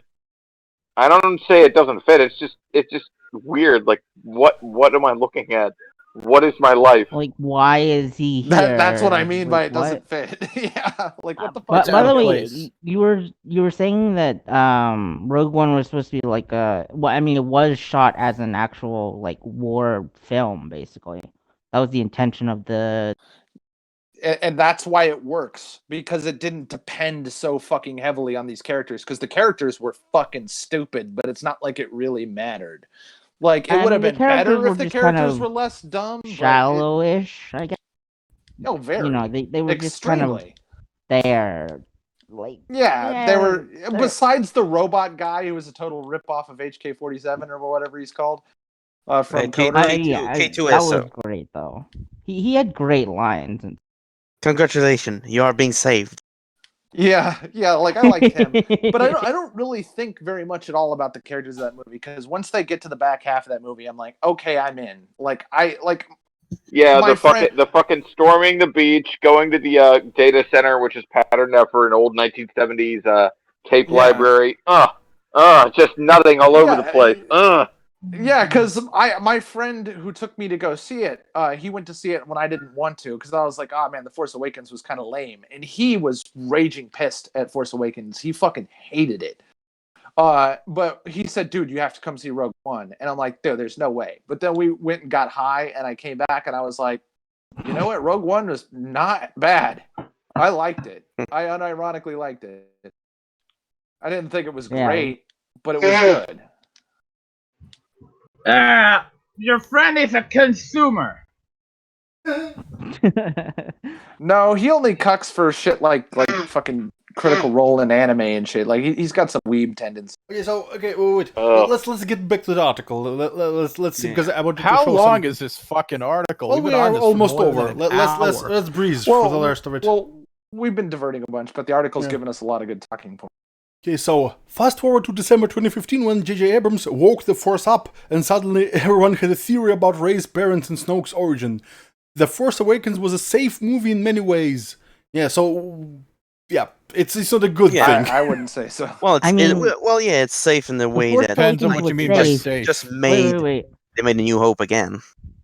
I mean, okay, the Force Awakens was safe, and then The Last Jedi was literally the exact opposite. I wouldn't Because call The there's, Force like, this way, Awakens that way, safe. this way, I'd that call way, it- this way, that way. Well, The Force it's Awakens safe in the was sense that derivative. it's unoriginal. very They derivative. when corporation makes something safe, it means that they are afraid to experiment, afraid to do something different. Yeah. They make pretty much the same shit like the previous ones with the new. I think they're right to be afraid because, in the years prior to The Force Awakens, there were so many remakes that tried something new and shat the entire shit up. Like Total Recall was shit and RoboCop was shit. There was a lot of those remakes that were just shit. Yeah, the Total Recall remake had very little. I think it had more to do with the story the movie was based on. But the problem is that the original movie had very little to do with the story, like very little. I've read the original story. Yeah.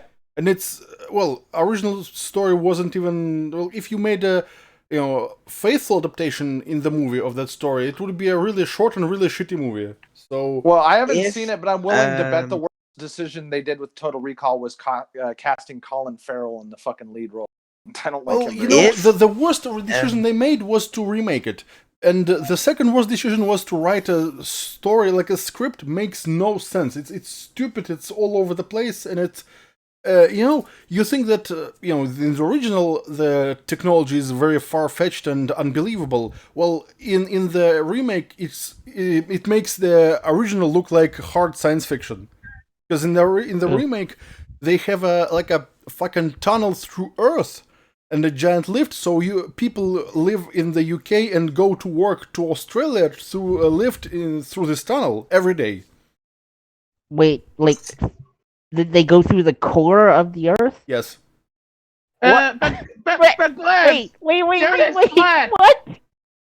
I'm not making this up. Look it up. There's no fucking Oh my way. god, why? This doesn't make any goddamn sense. But Glenn, Australia doesn't real. The Flat Earth told me so. Wait. This is the boardroom. This is like, you know what? It's like I had a great childhood. Like I was always trying to dig to China. Let's do that. It would be easier to commute to the fucking moon for work than to go through the core of the fucking planet. Like, fuck that, dude. There's also, no way. But by the way, it's never explained. Did it right. It's never explained why this happened and how it was built. And also, it's like a post-apocalyptic future where everything else, except for like UK and Australia, everything else is like a radioactive desert. But those two countries are the only two places where civilization has survived. The fuck? How did And the Eternal Anglo did it again. how they didn't explain when this tunnel was built. Was it built after the war or before the war? Because after the war, it makes sense to build this tunnel to connect to the only two islands of surviving civilization. But if everything else is like a desert and civilization barely survived, how the fuck did they have resources to build something? It would have made more sense to ferry literally everyone continent to continent in fucking jets, dude. Like that's just dumb.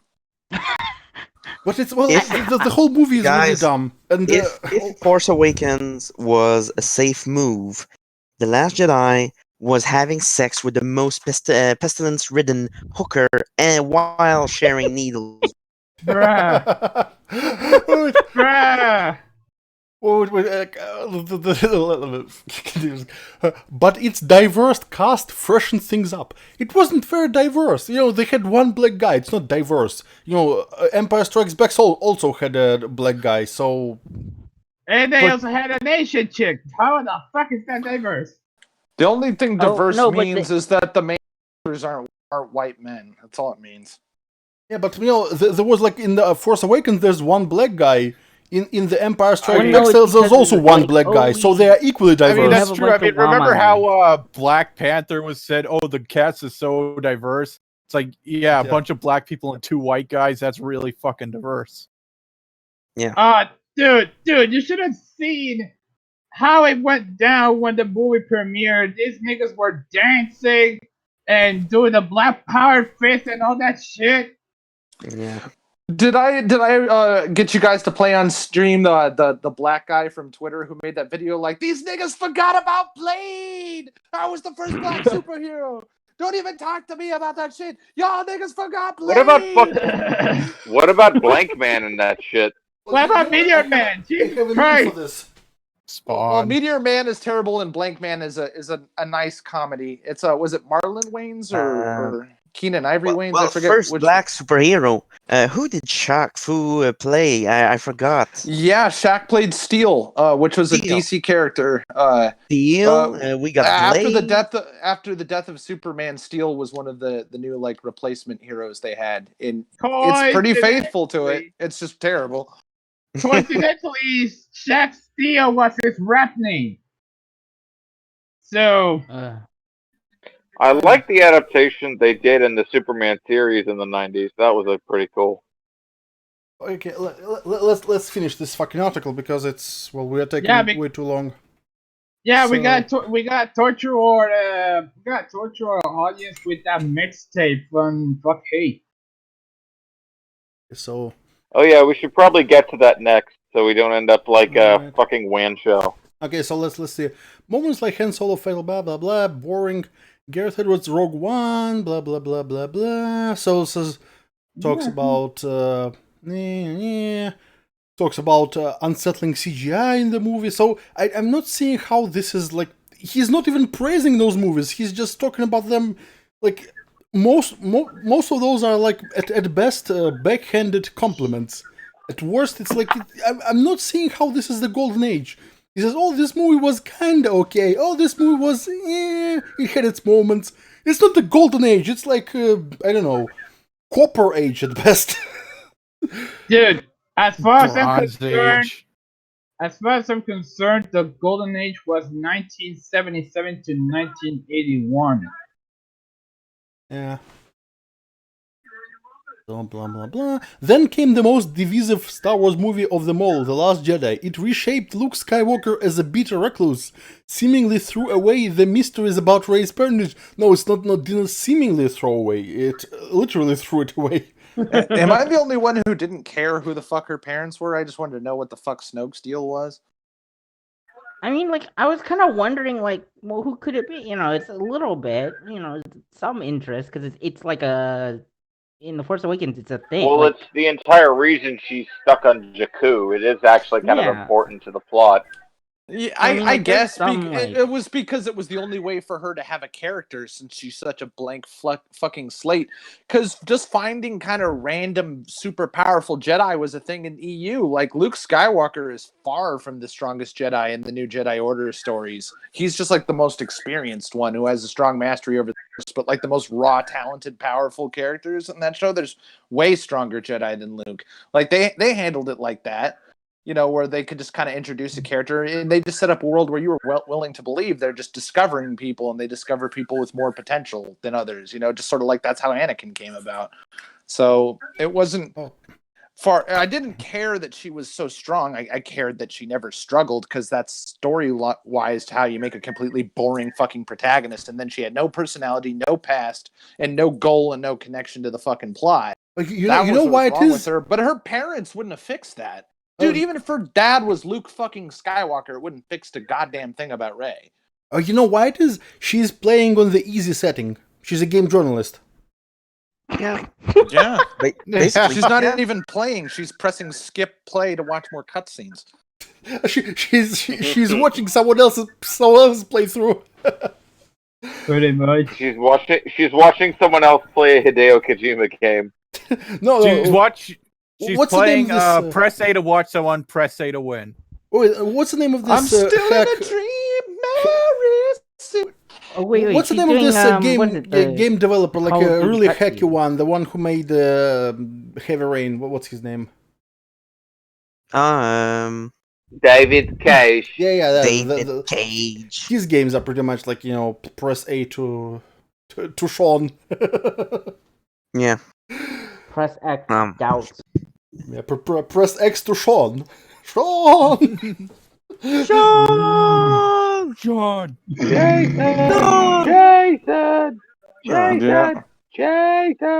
But I just Yeah. remembered that fucking bug where you just kept screaming Sean during the cutscene. Oh, yeah. He still had the prompt. He just looked like the most autistic hero ever, and it was amazing. I remember It's this like, one. what are you doing this for, Sean? More games should have this option to yell autistically during cutscenes. Imagine like the most tragic cutscenes or most dramatic cutscenes where the character, instead of talking normally, just yells Sean all the time. Okay, like, oh, but by the way, like, listen to this comedic genius, and sliced all those Snoke theories in half. How clever, how witty. I came out of my initial midnight viewing a little dazed by all this. Who cares? How is this relevant? But subsequent viewings cemented my opinion. The Last Jedi is beautiful, brave stuff. Oh, you needed many viewings to convince yourself it was good. Brave. Listen to this. It's like he's trying to convince himself that it was great. You know, just... It doesn't, you know, if he's trying to say that, Disney sequels are the best part of Star Wars, then he shouldn't have said that it took him several viewings to convince himself that Last Jedi was good. Because it's like mixed messages, dude.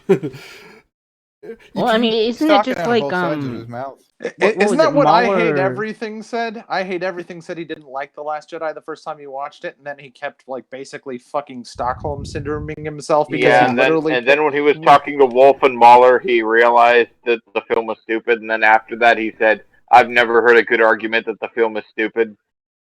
Well, it's like this made me unsubscribe from him because his defense, it was such a butthurt defense of a franchise. Like, I mean, I feel like that fucked with him a little bit too, because I still am sub to him, and he has not put out all that many videos, and they're not always very interesting unless he goes back to the Wheel of the Worst or whatever, where he's watching the IMDb worst movies.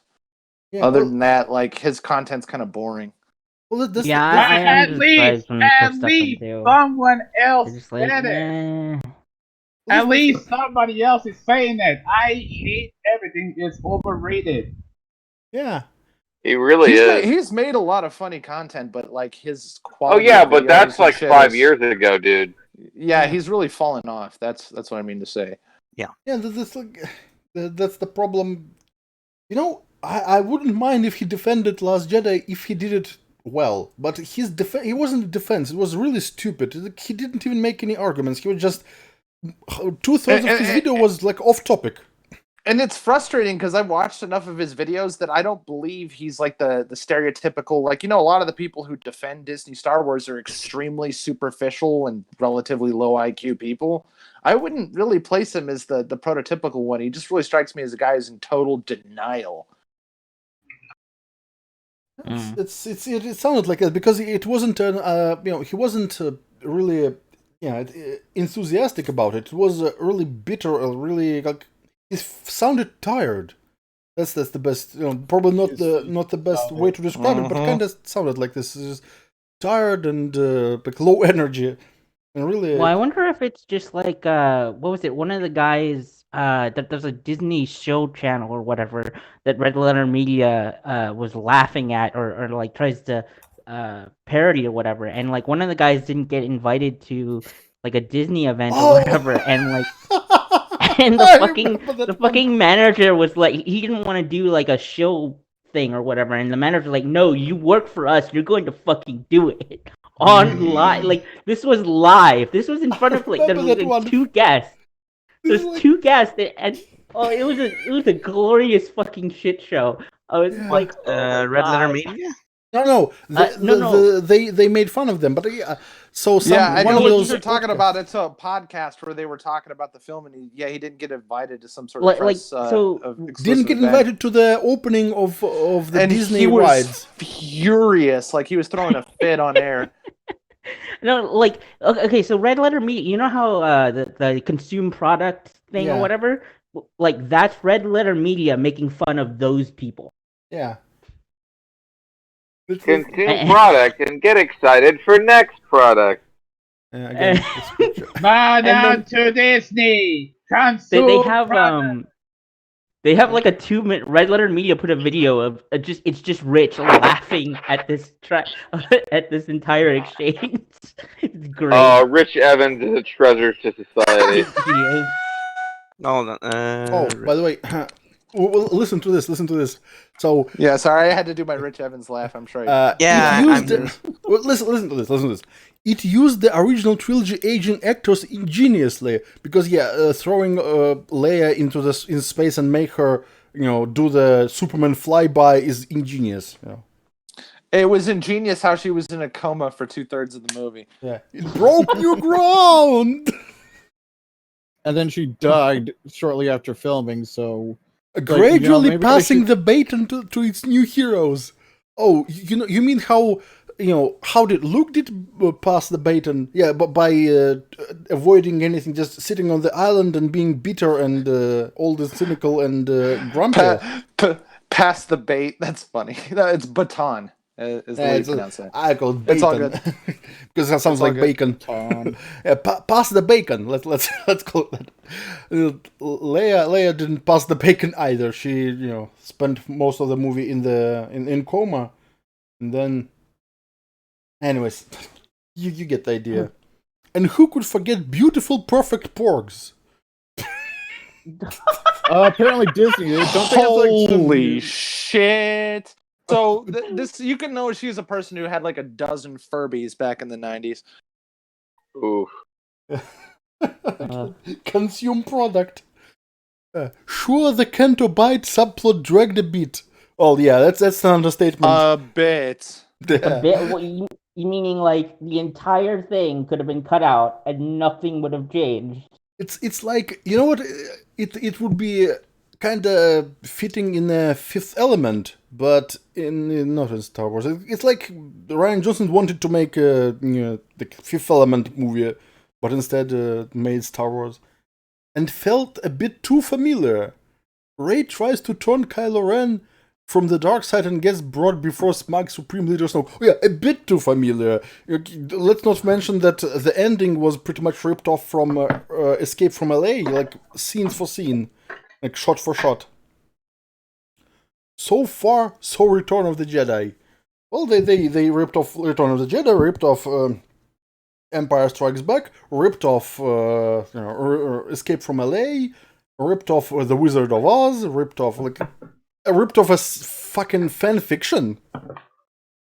It's a little bit unoriginal.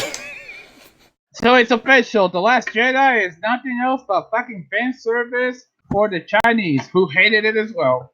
Yeah.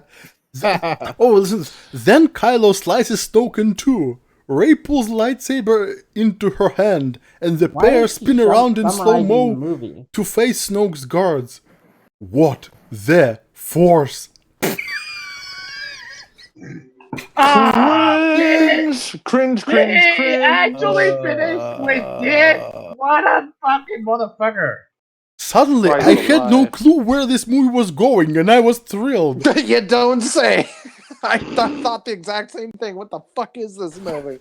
Also, this fight scene was really stupid, and you can say that it was, it didn't look like a fight. It looked like a poorly choreographed dance.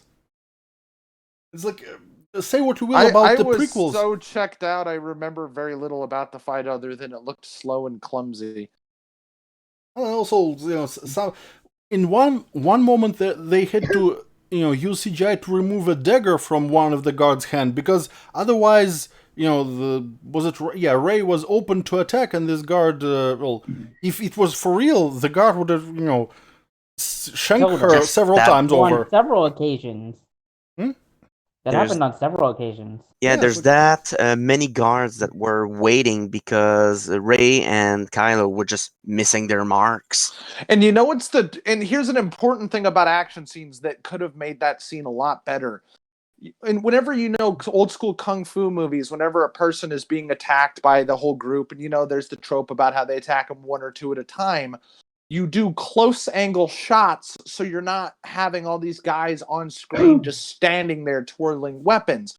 They use so many wide angle shots of the throne room fight scene that you could just see every last one of the guards just standing there holding their dick. What else they could have done? Terrible. You know what else they could have done? Kylo and Rey are Force users. None of the guards are Force users. Why couldn't they just, use Force push to throw them away or something like that? That would have made the battle, less one-sided and also more interesting to look at. And the other thing, because you look at the prequel and stuff like that with the Darth Maul fight. Prequels are bad, so using any ideas from prequels are bad, Glebs. Don't you know that? Prequels bad. Yeah, like when Darth Maul throws one of the droids to open up the door, there's pushes, there's jump, there's actual Force use here instead of. Also, why couldn't Kylo, use Force Lightning or something? That would have been interesting. And I know it's not popular among Star Wars fans, but if there's one thing I do appreciate about the sequel trilogy is they brought shit way down. Less acrobatic shit. They use at least techniques that look somewhat like actual HEMA techniques, historical European martial arts, like knight fighting shit. Less flippy shit. A little bit less Force pushy shit. It's just a shame that Daisy Ridley blew every single choreography mark, and they just kept it in the film. Yeah, she also could not have done the flippy shit like Hayden and Ewan McGregor could do. She just was bad. No, but I mean just the regular HEMA shit. She was fucking bad. Yes. Yes, but I felt like, making it a little bit more basic again. It was almost Christopher Lambert levels of bad, except he has literal astigmatism. She's just a dumb bitch. Oh yeah, well, but I mean, there was a charm to fucking Highlander's sword fight scenes that they looked more like. Oh yeah, and the other part is that Sean Connery filmed everything in under a week, and he also had a bum leg. Yeah, and that was still better than the choreography in The Last Jedi. Holy shit. Well, less is more a lot of the time in fight scenes. Unless you're dealing with the dudes who made the raids, you shouldn't be fucking overdoing things. I remember, I showed Nick this movie called Man of Tai Chi, where this insanely oh my god, that's so fucking good. This insanely badass. It's Keanu Reeves' best role. Fuck you, it's great. Yeah, it's a Hong Kong kung fu movie that Keanu Reeves directed and starred in as the villain. Now, Keanu Reeves has multiple black belts, but he's a tall, gangly, 50-something white man, and he's fighting this moves like a 1,000,000-mile-an-hour tiny Hong Kong dude who looks basically like Bruce Lee and moves about as fast as he does. So they toned it down and they made the fight scene make sense. It was like, yeah, he can punch 1,000,000 times, and then they just have Keanu tank what he's doing and hit him one time with like a haymaker. So it looked like it made sense. That has to be the only movie that Keanu has ever done where he played the villain. He's done about 3, but it was like there's a few movies where he's been like a serial killer or something like that. But it's called Man of Tai Chi. If anybody wants to pirate it, buy it or whatever, it's fantastic. I strongly recommend it. Oh, okay. Let's finish this article. We're almost done. This is the stupid part, by the way. Luke's return to action on Crate is similarly glorious. He reunites with Leia and utters a line, "No one's ever really gone," foreshadowing his own death and offering us some catharsis over the loss of Carrie Fisher. Well, she was alive when this was filmed, so this couldn't be a catharsis about her death. So this is just, and she's never really gone because they're resurrecting her corpse to puppet it around. Yeah, well, that's... Then he walks out with a laser sword and faces down the whole first door. He doesn't. Because he's not there. Sword. Well, the thing is, he's not really there.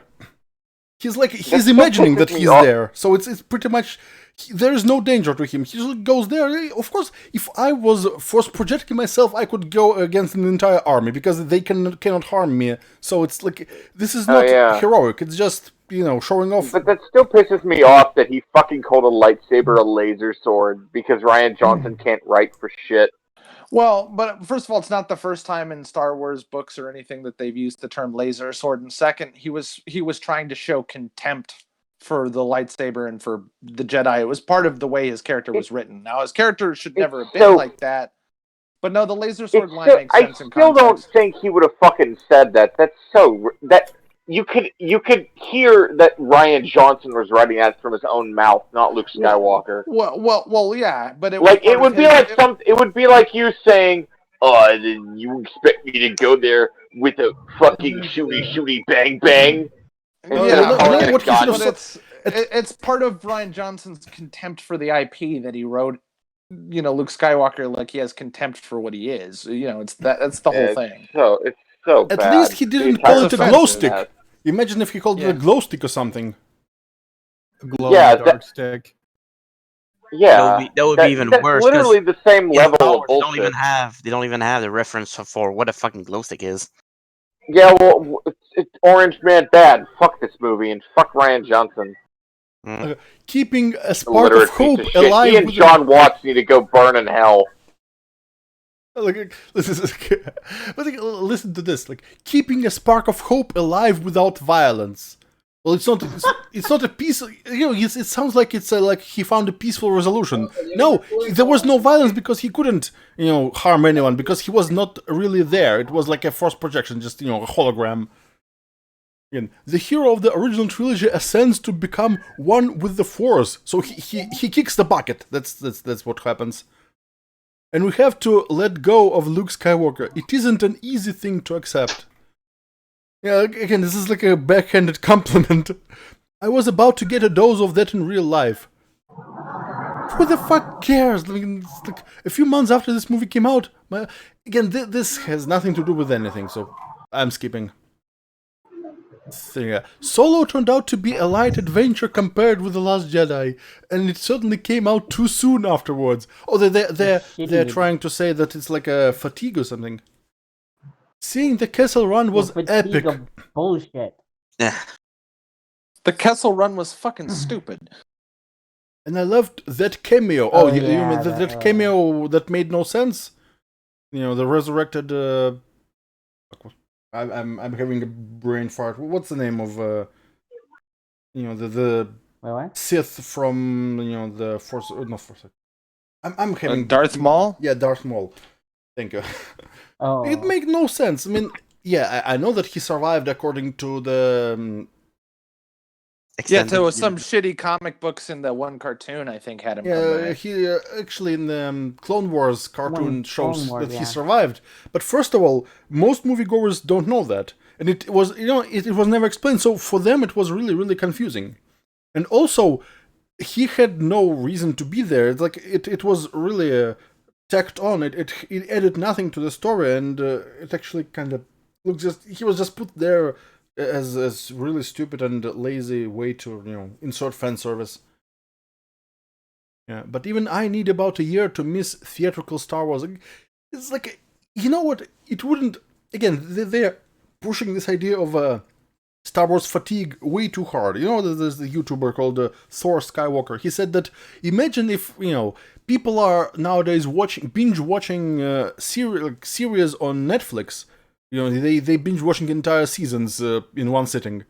So there's no such thing as a fatigue when it comes to something that is good. Because nobody ever said that, oh, this was great, I wish there was less of it. No, because if it was good, people wouldn't get fatigue. People get fatigue when it's not good. That's the simplest fact of life. I mean, the other thing is like Star Wars fans like Star Wars. So if it was good, again, your point. It's just like it's Star Wars. Like it's not the fatigue. Yeah. Yeah. Okay, so we'll soon see if the upcoming Disney Plus show The Mandalorian results in another overload or proves to be a breath of fresh air. And it's also a link to something. I predicted to be the latter. Of course you do, because you're a shill. And we're just weeks away from the finale of the Skywalker saga. I'm trying to manage my expectations. Well, just set them as low as they go. Bringing back the Emperor is a gamble. It's desperation because they fucking stupid. They want to bank on It is on nostalgia. And remember, I met the Senate about 2 years ago. Yeah, I remember. Oh, what's his name again? Terrence Stamp, was it? No, his name. Oh God, Ian McDermott. That was the guy who played a Chancellor or whatever the fuck. No, Ian McDermott. Yeah. He played the Emperor I in fucked the. it up. He actually played the Emperor in the original trilogy and then in the Yeah, he's prequels. great. So he's like the OG Emperor. Except that in the original cut of the Empire Strikes Back, it was some really some other dude with a really it was like Monkey Eyes composited over something, and it was like Clive Owen or something. Yeah, it was something gnarly. It was really weird. That's why when they made the what was it called, the 1997 version, the special edition, they replaced that with Ian McDermott, and it was one of those. But they also started fucking with the lines there too, which is strange. Oh, yeah. Well, anyways. No, after that, at the 2004, the 2004 recut, they recut it weird to match the prequels. It's dumb. Well, it's the special edition. Okay. Yeah. The Rise of Skywalker promises to be the longest Star Wars movie ever made. It's like that is not a good thing because the Last Jedi was no, please stop. Torture. Go back. Yes, it was. I remember begging for the Last Jedi to be over like an hour, 45 minutes before it actually ended. Yeah. And the end of the movie was basically fucking halfway through the film. Like when they blew up the Supremacy, I'm like, oh, they gotta be almost done. And there was an hour left to the fucking film. Well, they had to go to the North. Absolutely nothing. Oh, well, the last sentence of the whole thing. We'd better see some porgs, though. Fuck that. Die. Are you serious? Die. Yeah, Fuck he you, said that. fuck your precious crystal fox boys, fuck your porgs, fuck everything. Oh, The most offensive part Oh of the no, entire... you used the Dishonored Wolf quote. Yeah, that's why I was fuck Wolf too. But the most offensive thing, the most offensive thing that happened in the trailer is like when C-3PO is like, I just want to take one last look at my friends, and I'm like, have you ever even met them before? I can't remember if C-3PO ever had a scene with Rey or Finn or fucking. That was the most standout. Wait! Remember when he asked them, "Are you wondering about my red arm?" No, he said you probably didn't recognize me because of my red arm. Yeah, so he talked to them. Yeah. I guess that passes for friendship now. Yeah, what's weird is that was JJ's nod to Hideo Kojima, and then Rian Johnson fucking gets rid of it in the next film. So like, what was No, the actually, point? wait, no, Or no, JJ got rid of it. Yeah, it's like it was. I don't know what it's like. It was so pointless. So, anyways, let's talk about something else than Star Wars. Let's turn up the same cringe. thing as when Leia hugs fucking Rey instead of Chewbacca after hearing about what happened to Han. Like, Yeah, that's really bad. Okay, so what was the name of this website where you can watch YouTube together? Oh, I can't remember what you guys did. Yeah, it's It not was like open something or It's gotta be in one of our browsers somewhere. It's like it wasn't the watch together, but watch together doesn't work. But Excuse the boomerism, everyone. What was the name? Yeah.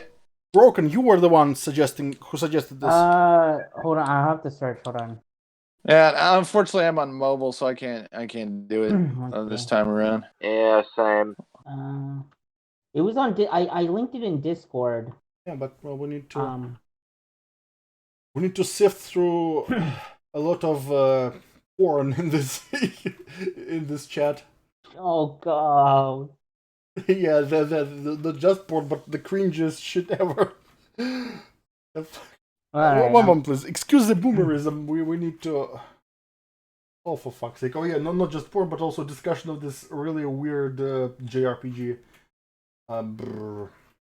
Because I basically just looked on like video sharing sites, and like that was it. Oh, look at this. Let's see. We'll find it soon. Don't worry. Anyway, in the meantime. Shit. Oh my shit. Oh, this is bad.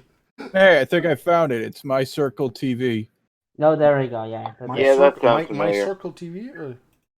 Yeah. Yeah. That's definitely it. It was Circle something. Yeah. Hang on, I'll Hey, post let the me thing do in it real quick. No, I'm gonna post the link in the thing here. My Circle TV. Okay, I'll make one.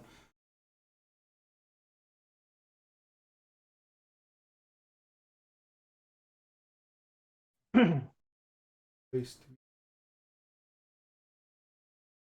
All right, so. Oh, Scott! Okay, so the room is created here real quick, and I can game. Then, right, I forgot how to use this thing.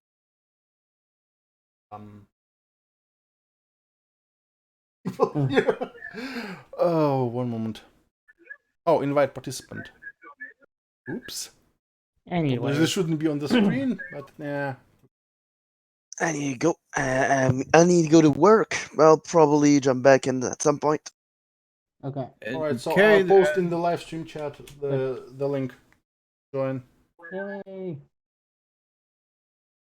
So, Yeah. does anyone remember those fuck hate? These fucking idiots. Remember? They put out a couple ads, like maybe 5 to 3 years ago. Then they subsequently disappeared, and now they're back with this shit. Yeah, and it's fucking bad. Yep. Oh, so people are joining. Okay. Tell me when I can start, or maybe some of you can. You know. I'm good. I think I'm gonna head out for now, guys. Though. Thanks for. Yeah, I think I'll do the same. I need to eat something. It's gonna be a long night. All right. Yeah. Have a good one, everybody. Yeah, thanks. All right. See you, boys. Later. Remember to go watch Joker. It's your civic duty to watch good cinema. I saw Joker. Yep. Alrighty. Night, everyone.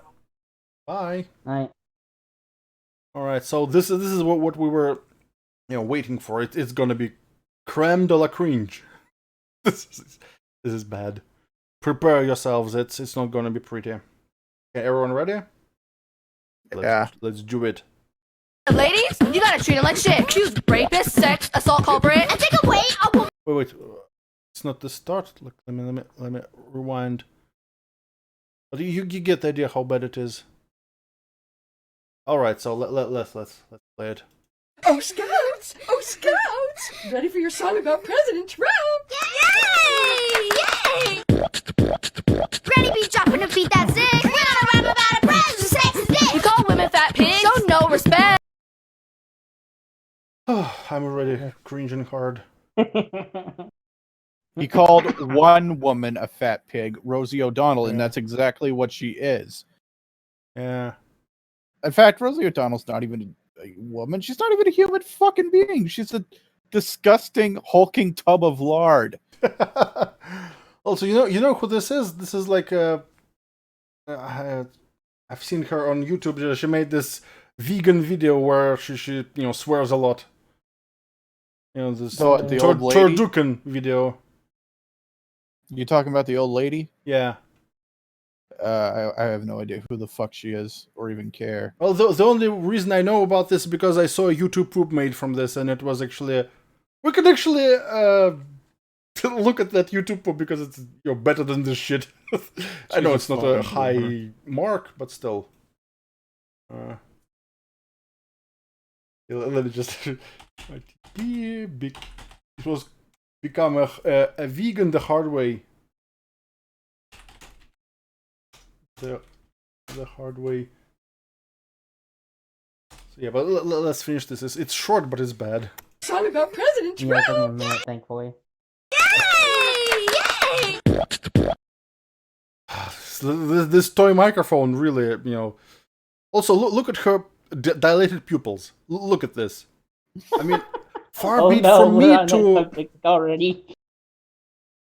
It's like far be it from me to criticize people for substance abuse, but come the fuck on. How much ecstasy did she snort? Well, then again, it's not hypocritical because technically meth and ecstasy are vegan. No animals are harmed except those who ingest it. So yeah, it's Ready, be dropping a beat that's sick. We're gonna rap about a president, sexist dick. Well, when you call someone a sexist and use a gendered slur like dick in the same sentence, well... It doesn't count. Men are not oppressed, remember? Yeah. Well, remember when fucking, what was her name, Rebecca Watkins just like, bitch is a gendered insult. Well, dick's a gendered insult. You don't call women a dicks. In fact, you don't even call women assholes, and everyone has an asshole. Unless you have that fucking disorder where you don't, but... Yeah, well, their problem is that they have an asshole, they don't have anything else. Have an asshole?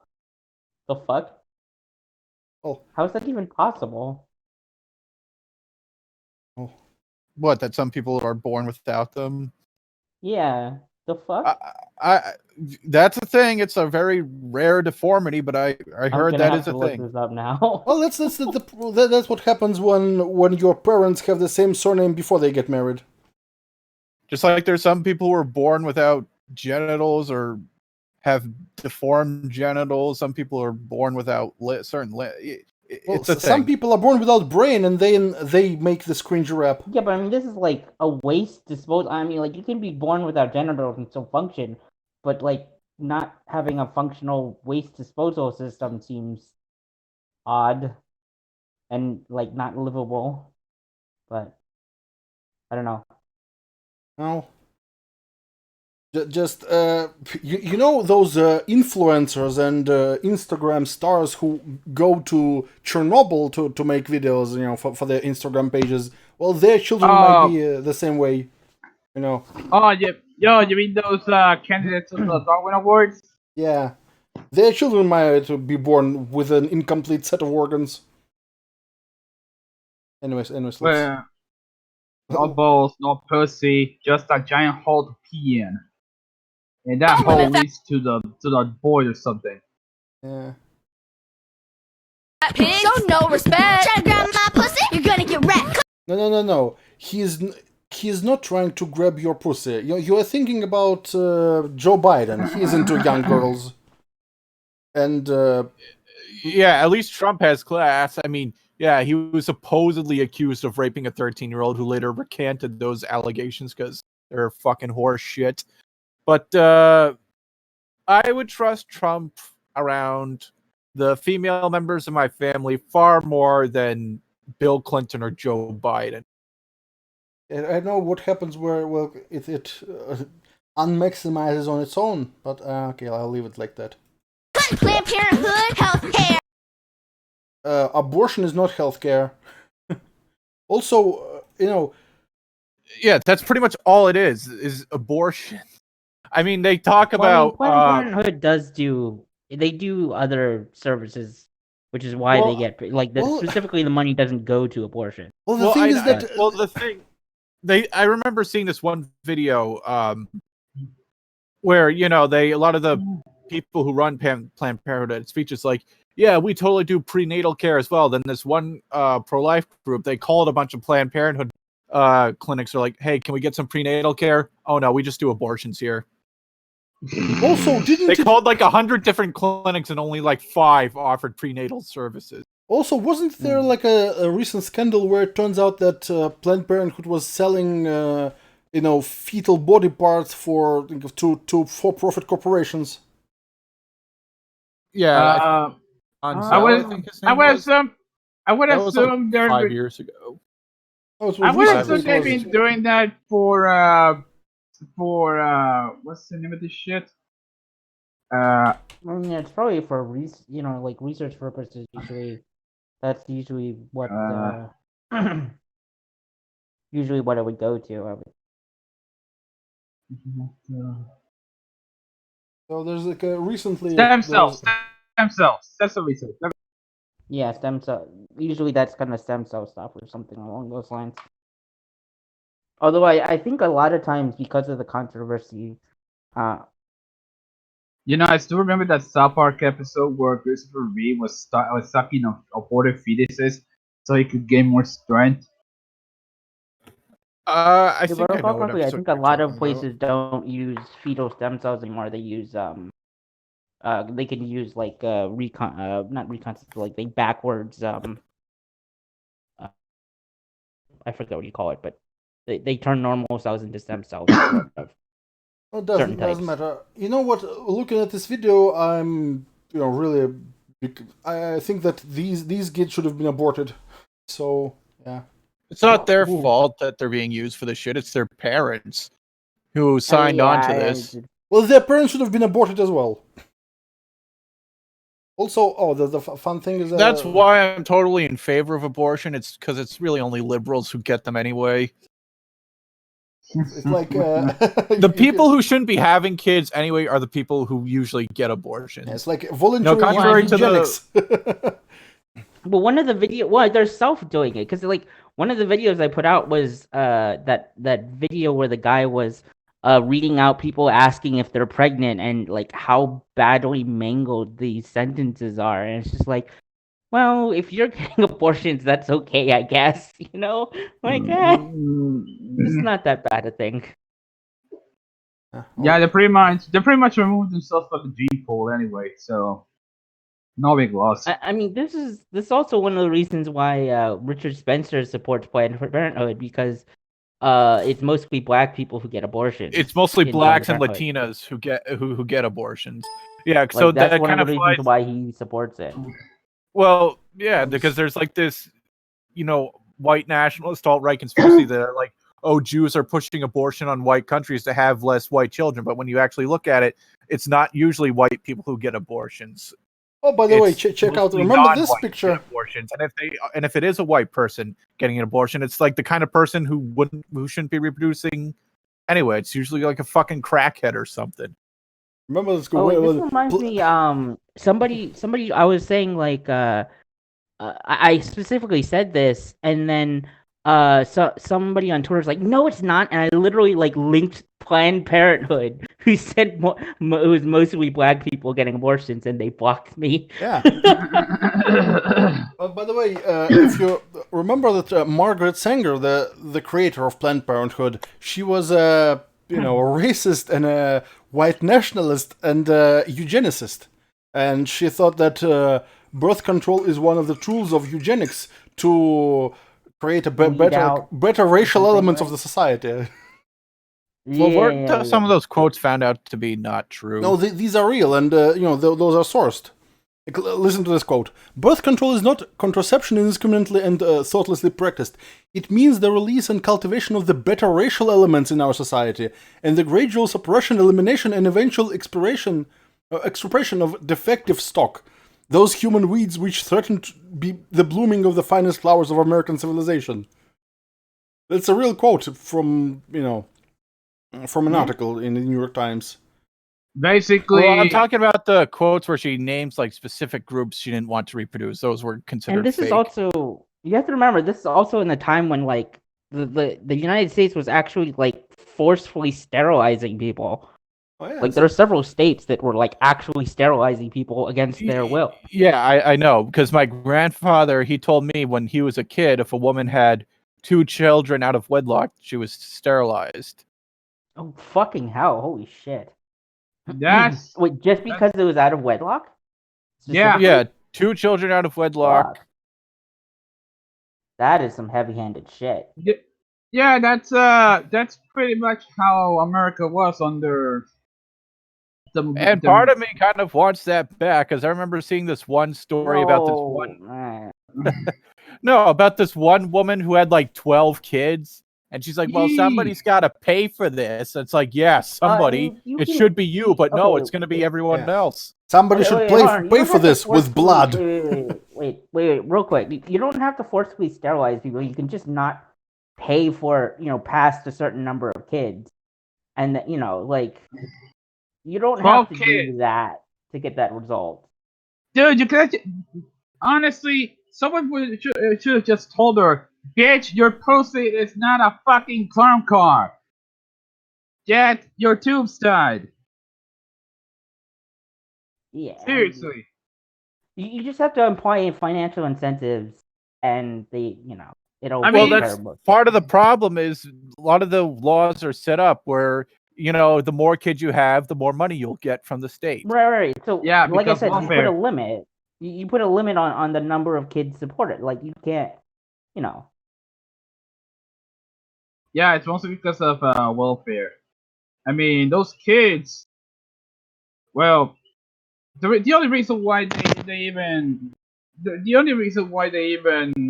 have that many kids is because of that fat welfare check, which is around $5,000 or some shit. It's really obvious why they're doing this. So, anyways, let's finish this video. It's short, but it's cringe. Healthcare, and it didn't work. Fuck your fucked up hair. Why are they talking shit about his hair? For a 70-year-old dude, his hair is glorious. Because ad hominem are very bad about him. There's nothing really we could dissect. It's just vague. Haha, they're making fun of his hair. He has a fucked up agenda without specifically going into what. I mean, they will later in the video. It's just keep going. Fucked up hair, ladies. You gotta treat it like shit. They always do, as always, when it comes to making jokes about Trump. It's either the hair, it's either his skin, it's either his hands, or the fact that these retards lack originality of any sort. You said of ladies, you gotta treat them like shit. Well, again, where this quote comes from and what's the context for it? Because, quotes, I think I would have heard that quote circulated around. Yeah, somebody. Yeah, this is news to like us, and I mean the grab him by the pussy thing. Stuff a lot, that if he said, well, you got to treat women like shit, that would have came up back in the election. But no, this is news. Probably made up shit. No, it's actually legit. Women actually like to be treated like assholes. Everybody knows this. We know that, but maybe, but anyway. Yeah, we know that's the case for a lot of these women who just throw themselves at rich and famous men like Donald Trump. But I mean, they're making it sound like, I mean, maybe he does say like, oh, with women like that, you can treat them like shit. It's okay. But he's not saying, oh yeah, any old woman you see, yeah, just go do that. They'll like it. Well, the next one is like accused rapist. All those accusations fell apart because they were, and some of them were so bad that if journalists actually did their job, they could have debunked those accusations based on how self-contradictory they were. Like one of those were, some dude from fucking 4chan debunked this accusation really easily, because they said that Trump he lifted up the reclining the shoulder rest, but armrest, and on this plane the armrests are fixed in place. You cannot lift them up. So this accusation was bullshit from beginning to end. It's pretty funny they label accused rapists on Trump, because know who else was accused of rape, which they beat Trump over the head with? The Central Park Five. Back in 1990, there was a couple of black teenagers who were accused of, raping women in Central Park. Trump was really up on bringing up charges against them. He, to this very day, still thinks they did it, even though they were eventually cleared. Because they confessed to the police that they did it. I mean, it was a false confession. But, why would Trump have any reason to doubt that at the time? I mean, yeah, you could say he's being stubborn now and refusing to believe their innocence, but still, accused rapist is not something you should throw at people, because again, these kids were accused of being rapists and that wasn't true. And Donald Trump's accused of being a rapist and it's not true.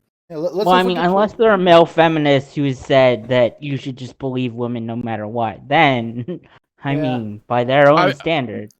Well, okay, if a couple of black teenagers get accused of rape, it's probably made up. If someone accuses Trump of something that bad, then obviously, Orange Man bad, he must have done it. Yeah. Well, I mean, because they're racist. Yeah, they're racist against orange people. Anyways, let's finish this. Rapist, sex, assault culprit. Whoa. Same thing. Keep going. No. Culprit. This is not like accused. They're saying it as if it was actually real. Wait, what? So this is They don't say alleged. They don't say suspected. They don't say accused. They say as if it was like they go straight to culprit. Yeah, so they say as if it was a fact. Very naughty of you.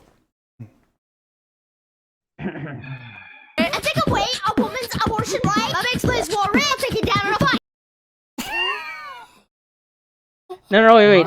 No, the best part here is Princess Leia is strangling a male, not a male feminist, but a feminist. My bitch Liz Warren will take you down in the fight. He's choking fucking movie Bob Shipman. Oh, wow. This is like... And secondly, there's no way in how Elizabeth Warren could fight Trump on the debate stage. I mean, as people pointed out, even other liberals and leftists have pointed out, the moment Warren is confronted with a question that makes her uncomfortable, she locks up like a deer in the fucking headlights. If she becomes the Dem nominee, Trump is going to have a field day tearing her to shreds on the debate stage. Let's not forget that she foolishly agreed to do a DNA test. Oh God! Oh, yeah, he's going to bring that up, and then he's going to bring that up. He's going to bring that up at every turn, and why shouldn't he? Because I mean, that like, is the best way. That is the best way to get her all defensive and rallied up and nasty. You mean what? You mean the 1024 shit? Did a great breakdown of this. It's like people saying like, oh well, you're an idiot who puts pineapple on pizza, and then they come back like a week later, say, no, see, I don't put pineapple on pizza, and it's just like, dude, what the fuck? Like nobody actually cared about that point. It's a joke, or like to make fun of you. It's well, she got played so fucking hard with that. Let's continue. The Women's March showed, Women's Mouth can't be shut. Okay. Oh, this Women's March. Remember this fucking Women's March. It's like such a cringe We're fest. only 30 seconds in a 1 minute video. Well, most of the stuff here isn't really saying anything, so it's like, why remember bother this to shit. plot? I am woman, It's just hear my name calling, pussy roar. basically, yeah. And Women's March proved rather divisive for women because, you know, Linda yeah. Sarsour and that fucking other Nation of Islam bitch. Oh, look at this. Oh, My menstrual blood will flow through the streets fighting for women of all genders. Women of all genders. Oh, look at this. This pussy bites back, and it's like a 5-year-old girl. Okay, I'm starting. I have keep little going.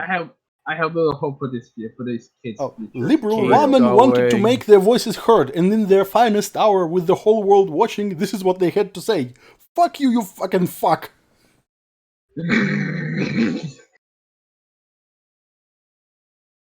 Oh. What are these people doing on purpose? Are these people that fucking retarded? Yes. Oh, look at this soy boy. No, it's not soy boy, it's a soy man. I was going to write my opinion, but it's probably about time white men just shut up and listened. Then stay at home, you fucking retard. Why? Then what why the hell are you doing there, you dumb jackass? If you seriously believe white men should shut up and listen, then what the hell are you doing at the Women's March? Oh, look at this. Roses are red, grass is green. Never underestimate the power of a faggot with a tambourine. Wow. I'm not calling him a faggot. He's calling himself a faggot. I'm just reporting what he said. So, you know, don't strike me down, YouTube, or I'll become more powerful than you can possibly imagine. Yeah, you really brought a really powerful message with the friggin' Women's March here. Go ahead, Trump, grab my pussy. It's like... it's a trap! Don't grab the pussy, it's a trap! Dude, take a look at the little kid in the green shirt. He does not want to be here. Oh, is that like a Green Lantern insignia or something? Or fuck if I know. Kinda looks like it. It doesn't matter. But yeah, that's for Women's March. Super jealous. Monster racist, sexist, not my opponent. Yeah, bullshit racist Muslim ban. Oh yeah, the Muslim ban that was created by the Obama administration. It wasn't right? even a. It wasn't even a fucking ban. It was a moratorium. And it wasn't. I mean, it's not even all Muslim strictly a countries Muslim anyway. ban. It was 7 Muslim majority countries, and the non-Muslims from those countries were not allowed to enter either. I mean dipshits like Kyle Kalinske tries to say like, oh well, they wanted to prioritize the Christian refugees. No, that was completely different. It's unrelated from. And you also have to remember too that like there are Muslim countries that ban people coming from those countries. Like, yeah.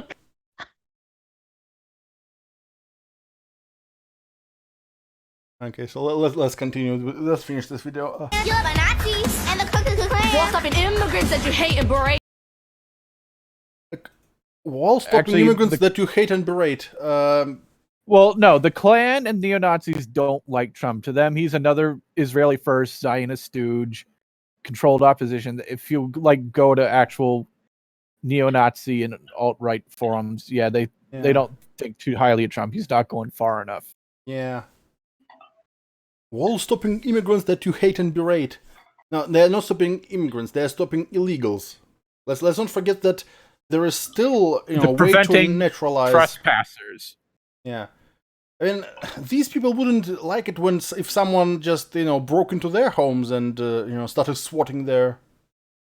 But yeah, it's like this is such a clown world that simple border patrol, border control, and immigration control is considered racist. How have we come so far? How did this happen? The wall is necessary. It could be made unnecessary. I mean, I'd take the libertarian position of I'd be in favor of abolishing the border wall and ICE, but on the flip side, we'd have to abolish all forms of welfare and social benefits. But the Democrats aren't going to go for that. I don't think the libertarian thing would work because again, you have like if you just have let anybody come in, just like what Russians, terrorists, not like literally just all kinds. There's all kinds of characters that don't act rationally. I know that. I was about to say I'd accept that as a compromise. Again, I prefer the border wall. I prefer we have men there. You know what? You know what Trump should have done? Instead of wall, he should have just droned everyone who tried to cross the border illegally. Obama droned a lot of people, and liberals loved him. Well, sure, but if we're being serious here, I don't like the idea of droning bombs being used potentially on or close to American soil. I mean, if we had for other means like I remember people were the 40 chess move he pulled off where he's just like, yeah, let's fill the border river, the Rio Grande, with like sharks and alligators or shit. Oh, that was. And people took that seriously. It was alligators. It was like snakes and something. I was like all these dangerous animals.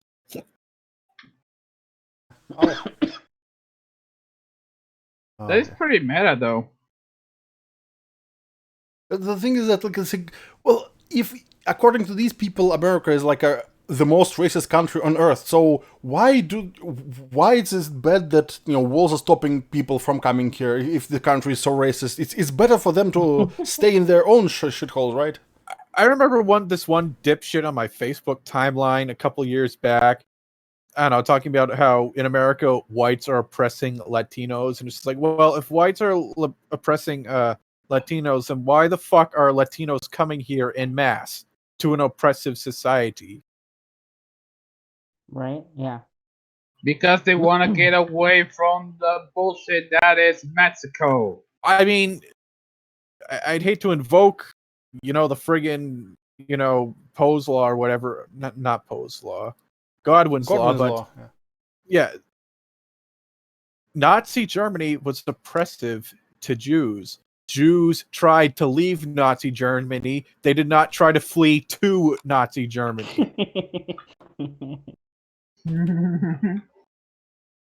This is there was true. actually the meme for that one moment.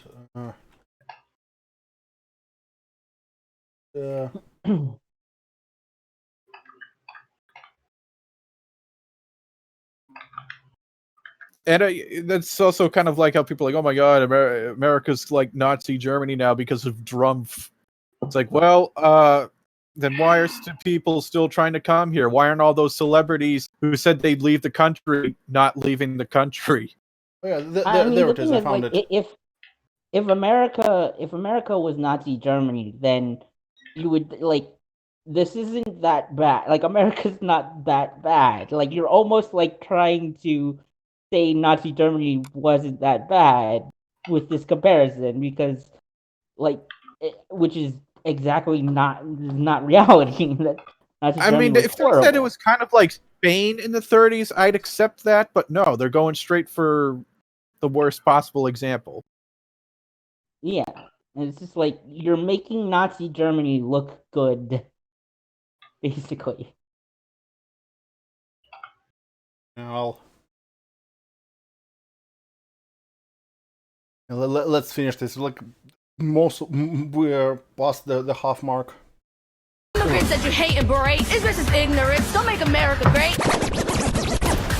Pussy Scout starts with backwards side. We're future boss bitches, and we drop the mic. PussyScouts.com. The pussy had emerged in the women's. Oh yeah, so basically they're just like 1/3 of the video is just them shilling their shitty merchandise. Well, yeah, fuck hate. Basically, they're an online store. They don't actually.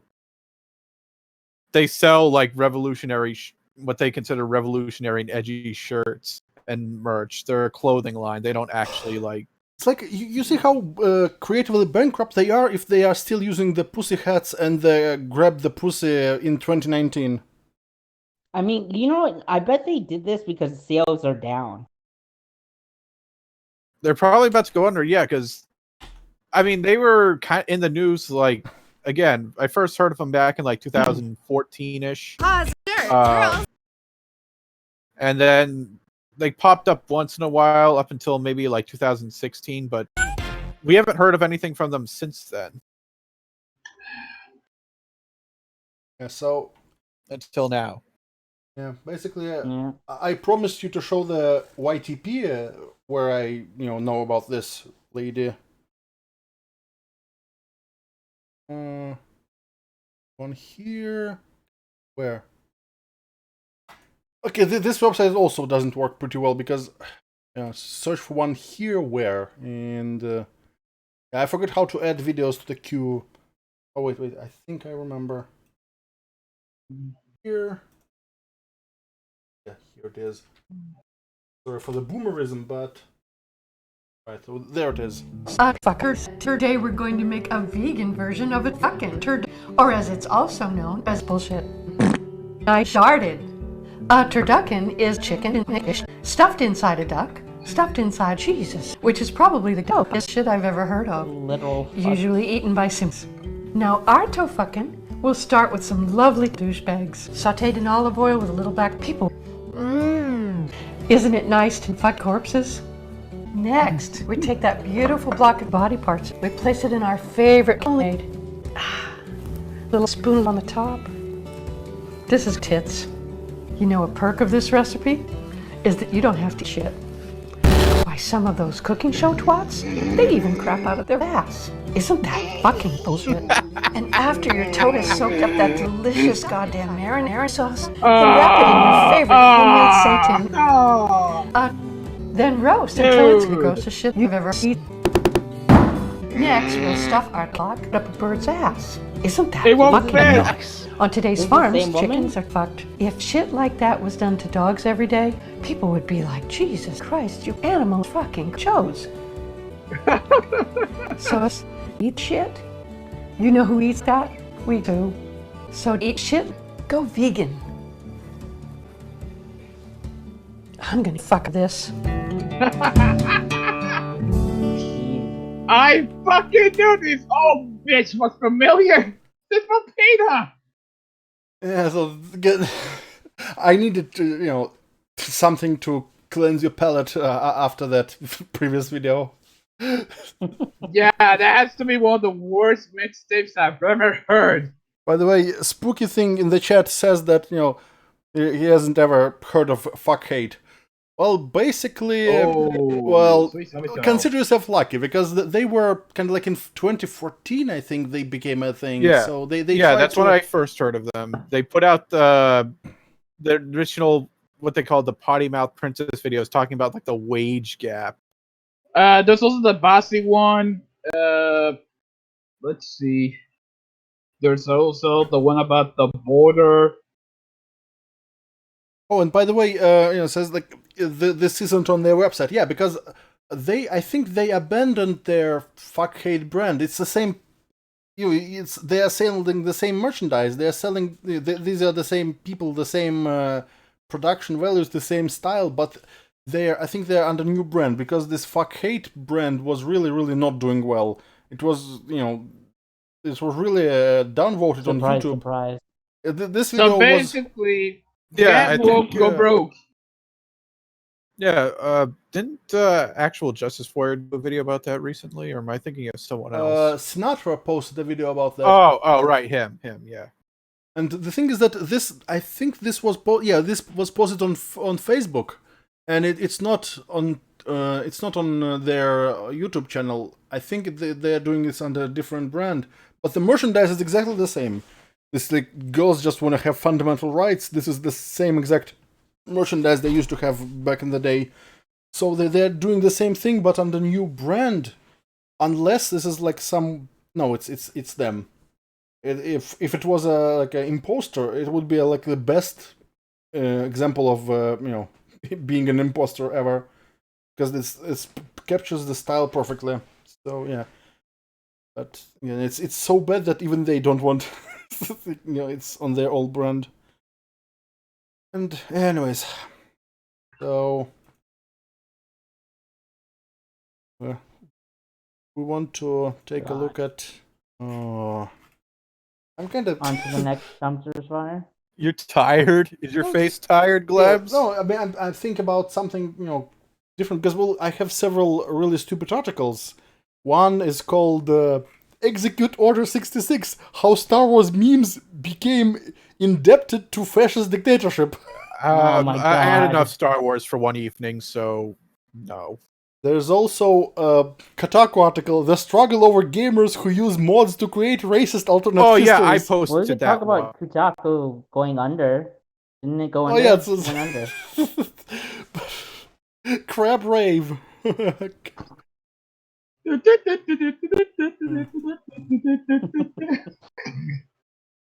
There's also what was it? Yeah, we need to celebrate the fact that Kotaku is going under. Gawker is going under. well, it's like their new management wants them to stick to topic and not talk about their favorite one, the Orange Man Bad, because they forced their what was this Deadspin, the sports website. They forced the writers to write about sports. The writer said They don't want to.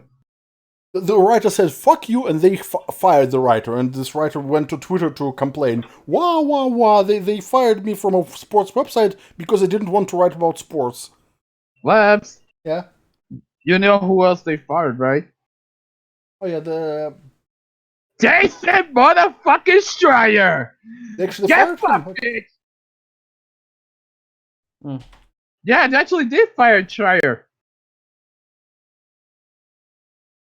Yeah, it's like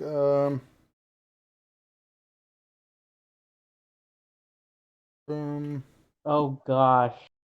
Oh yeah, it's motherfucking glorious. They actually went. The absolute Mad Lads went in and they threw him under the bus. It's beautiful.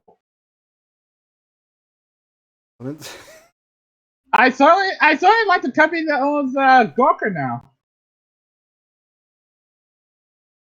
The funny thing is that, well, first of all, the funny thing is that like nobody likes Kotaku, not even people at Reset Era.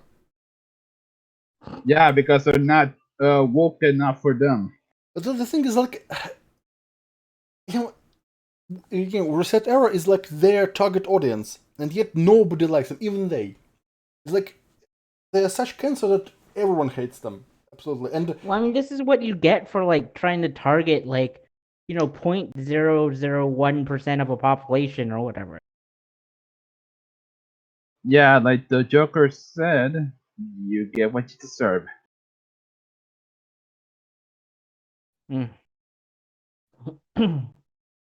Well, no.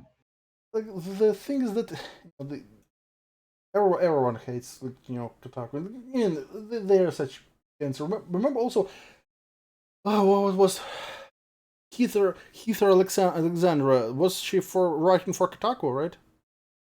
Because she has like a lot of hot takes. It's like something about has a very tenuous connection to gaming, but usually it's just the excuse to write about her favorite oppressed minorities or racist, sexist, misogynist gamers. What was her name? Cecilia something? Cecilia Beaneater or some shit like that. Did she get fired? Never mind. That's someone. I'm thinking of someone else. I wish it was her though. Yeah, this is. Oh, we should. You know what? We should talk about this statue. Statue. Yeah. Oh god. So yeah. Berlin artist creates statue to memorialize drug dealers. Oh god. Why? Because why? Germany. That's why. Fuck this. These pop-up menus are really annoying. An artist has created a statue in Görlitzer Park in Berlin called Last Hero that memorializes African migrant drug dealers. You know what? You don't need African migrants to sell drugs. Germany used to have a vibrant drug culture even before the mass immigration. Also, the best ecstasy is from Netherlands, so there shouldn't be the any only good Africans drug involved. dealers are minority drug dealers. Duh. I was gonna say, isn't that? I wonder if that's why Styx is spending the rest of the year there. Well, he's supposedly not using stuff anymore. He used to be a part animal, but But yeah, that's the thing. Like, most of Europe's MDMA comes from Netherlands, and it's like the best quality. There's the saying: if it ain't Dutch, it ain't much. Anyways, Scott Holmquist, an American-French resident of Berlin, was incensed by a recent demonstration of Pegida, the German anti-Islam group, against the prevalence of migrant drug dealers in Goritza Park, chanting that where the rule of law is surrendered, it's shamelessly easy to deal. Holmquist created an entire art exhibition dedicated to the dealers of the Gorlia, created other homes. The motto of the exhibition is solidarity and human rights for all, even for dealers. It's probably self-serving. I think he's just afraid that if those migrants are kicked out, he won't be able to get his fix easily. I mean, this kind of reminds me a little of that one chick in Sweden who was like, "Oh, we can't deport this guy. He's a poor migrant," and he literally beat and raped 2 women, his girlfriend or some shit. Oh, it's like culturally enriches. I think something like that. I don't know what his particular crime was, but I do remember the incident. She stopped the entire plane. He interviewed 13 dealers to find out their stories. No, he just talked to the people he buys drugs from. He told Bild that the exhibition is about the reactions to the drug dealers in the park, which crystallizes fears, temptations, and wishes, and at the same time shift the borders of control and solidarity. It's like postmodernist wankery. He definitely wants his drugs. Yeah, well, I know what he probably crystallizes something else, because when you buy in bulk and the quality is dubious, you recrystallize.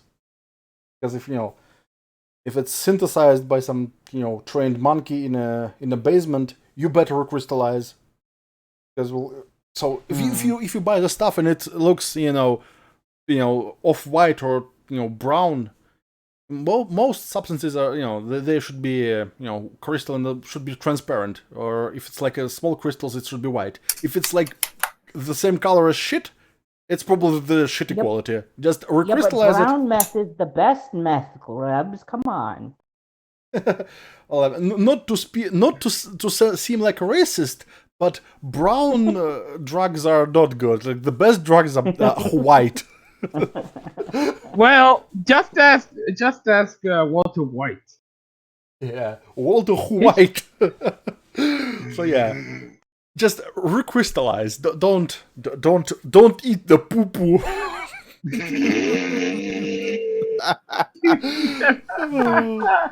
Oh my lord.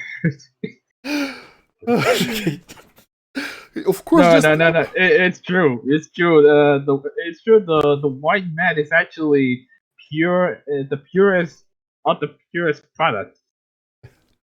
If a brown person would do it, he would contaminate it with something like shit. I don't know. Actual shit.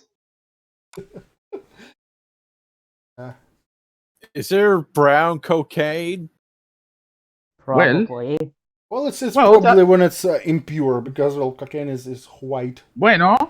It is pure because of it's Colombia. Oh, speaking of, I'll just post this picture of George Carlin for no reason. All right, works for me. Yes. Of course, just making an exhibition of his own wasn't fair enough, or far enough. Since 2016, he had been demanding a memorial to the drug dealers in Gorlitsa Park, So he decided to put one up himself without telling anyone. It's probably something he came up with, during his meth binge. I mean, it's something you could do when you're, third day awake in a row. The 3-meter tall bronze statue of an African dealer, larger than life. Unless it's literally a 3-meter tall dealer.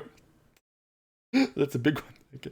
Holding a mobile phone was erected by the Pamukkale fountain on Sunday lunchtime and stood there for 24 hours. Burkhard Dreger, a spokesman for the Berlin CDU, decried the project.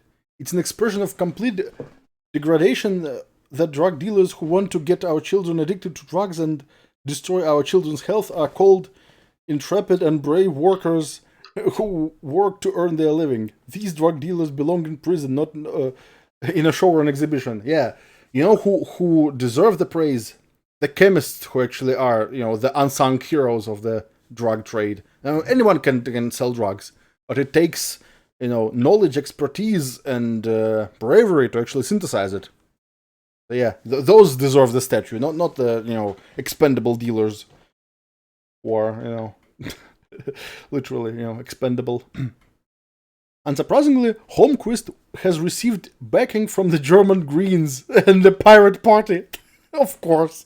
The Greens are probably the biggest consumers of the substances. The Greens are probably smoking the Greens. But, pirates... Pirates probably snort a line before engaging in butt piracy. The mayor of Friedrich... I don't know how to pronounce those German names. Let me try. Friedrichshain-Kreuzberg. Yeah, probably. The district of Berlin in which Görlitzer Park is situated, Monika Herman, claimed that the show does not glorify drugs and the drug trade, but a way of dealing with a problem. Oh yeah, it glorifies the way of dealing. Yeah, they're glorifying the unsung hero that is the drug pusher. Nino Brown, Tony Montana, Pablo Escobar. What do those three motherfuckers have in common? They contributed to their communities.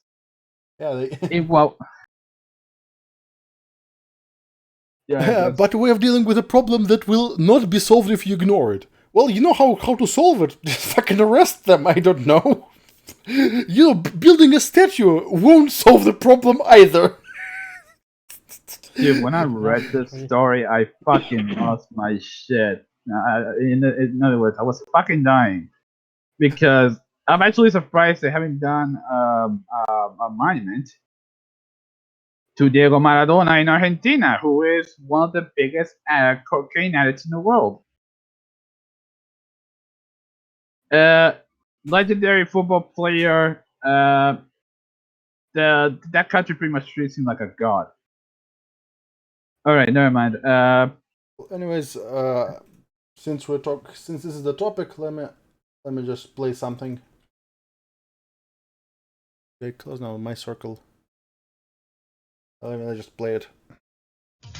Drugs can make you better when you're feeling ill. Drugs. What you do? What you that? Drugs. Ask your mama, ask your dad. Drugs. What you do? What you that? Drugs. Ask your mama, ask your dad. Drugs. What you do? What you that? Drugs. Ask your mama, ask your dad. I never get tired of that video. Yeah, so there was that topic. Alright, let's see. Oh, I read message. I'm actually surprised the Germans haven't. I'm actually surprised the Germans haven't erected a statue of the biggest dick to ever rule Germany, Angela Merkel. I mean, hear me out. Replace that fat old bitch with a giant phallus, and 2 balls with the names Angela Merkel, best president, chancellor of Germany. And of all things, make that shit out of marble and then use it as a fountain, so it squirts water whenever it wants.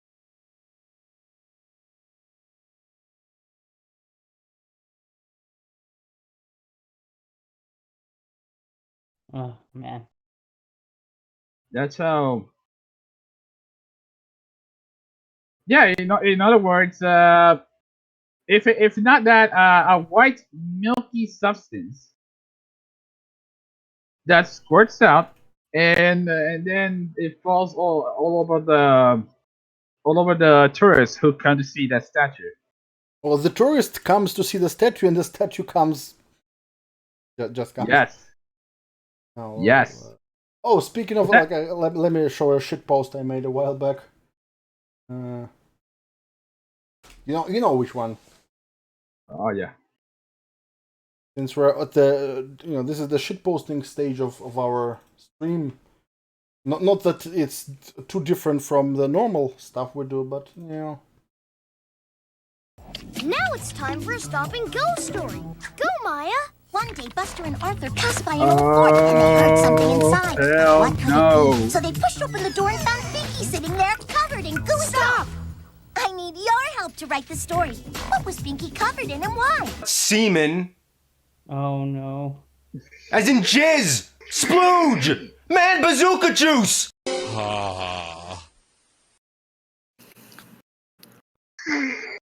Fucking Adrian. Oh, fuck me. shit posting is our game. Hello. Autodegeneracy is the name, and shit posting is the game. Hi, my name is Glebs, and I'm the master of shitposting.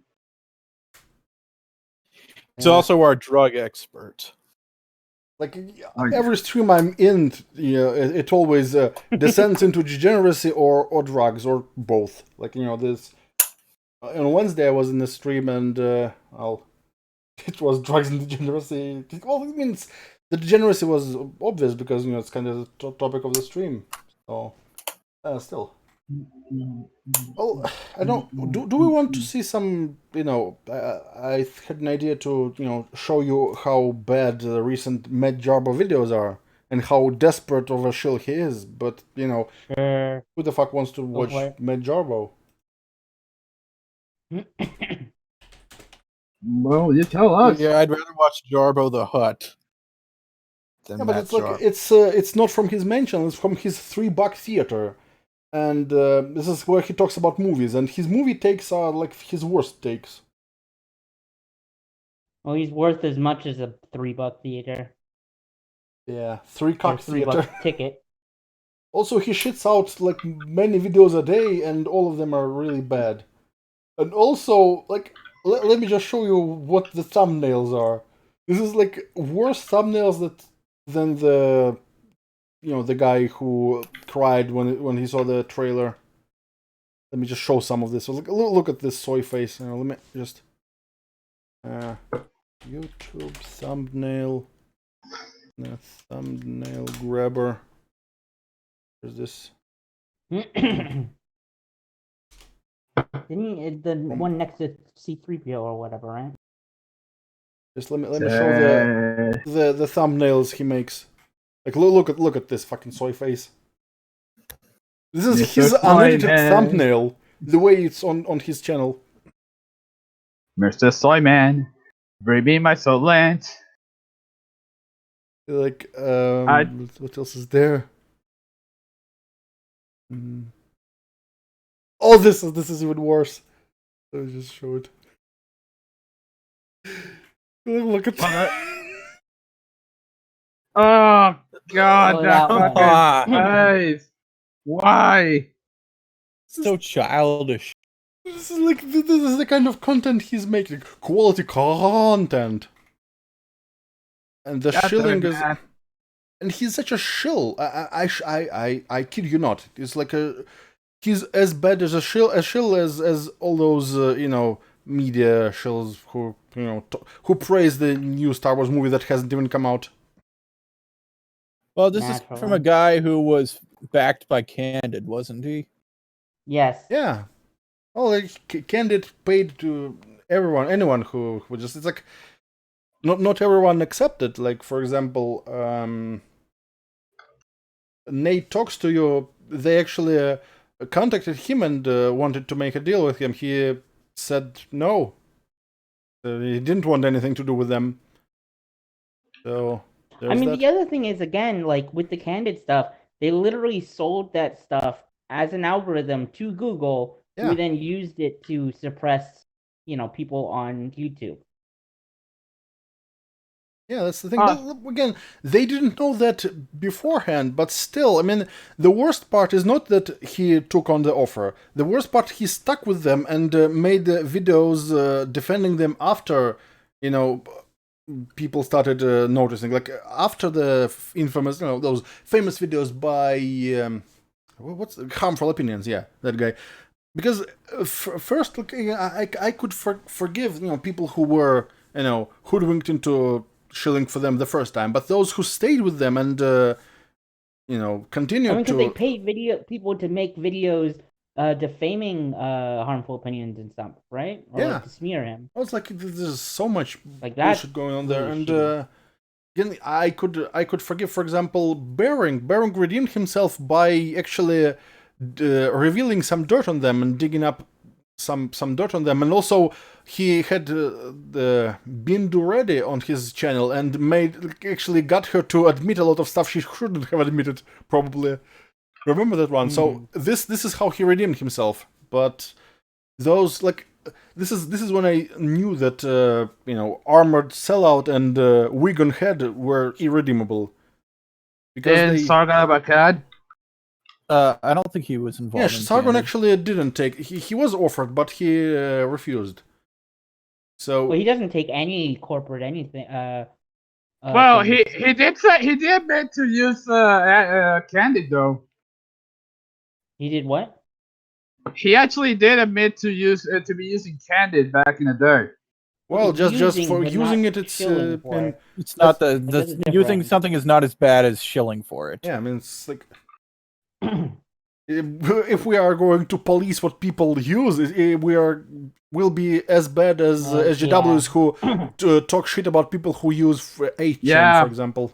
I mean, Yeah, the other thing true is that. also, like, if his friends were on it, like, why wouldn't he use, like... Yeah, the problem is that those friends were on it because they were paid to be on it.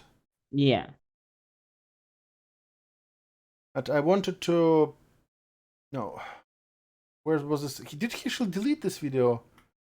He made a video called The Truth. Oh yeah, this is the Truth About the Rise of Skywalker Reshoots. He when you call the video The Truth, and there is no truth, there's only a speculation and your own, conjecture. It's false advertisement, I think. Because I saw this video and it's bad. Also, this one, this one is probably the worst video I've seen of him. It's like how the Rise of Skywalker will unite the fandom, and it's like such such blatant shilling, such disgusting shilling, and it's I know it's everyone probably already sick of Star Wars, but and it's like 15 minutes of his idiocy. But we can try watching it like sped up. What do you think? I just want to show how bad he is nowadays. Alright, thanks for the warning. Let's try this. Maybe we won't really watch the whole thing because it's Okay, so over the course of the past nearly... Can we speed it up? Oh fuck! In this, there is no way to speed it up. Oh fuck! 2 years, the internet has been at war with itself over The Last Jedi. Is the movie good? Is the movie bad? Did it derail the franchise? Did it destroy... Also, he's out of You're getting focus. echo. Yeah, notice that his camera is focused on the fucking microphone. This guy went to film school. And brags about it. Wait, this motherfucker actually went to films? Yes. There was an interview with someone who went to the same film school as he did. Yeah, didn't he go to UCLA? I don't remember. Yeah. The thing is that there was an interview with someone who went to the same film school as him, and this interview is actually really revealing. He's just. I mean, the other thing is he's admitted it himself. Like, I remember a video where he's like, "I've been to film school. I've seen." I think it was in the one where he was defending. It was one of the defending Star Wars ones. Well, I mean, I wouldn't be surprised. The thing is, like, he had the previous channels. Someone dug up his old channel. I went to this, and this was like the worst filmed videos on YouTube. It's like it's not potato quality, it's rotten potato quality. And he did like a DVD unboxing, was it unboxing of a game? And it was the worst unboxing video. First of all, it was filmed in vertical, like with a mobile phone vertically. In the what? Like, you know how you should, the screens are horizontal, like landscape, but he filmed this in portrait orientation. Also, it was such low resolution.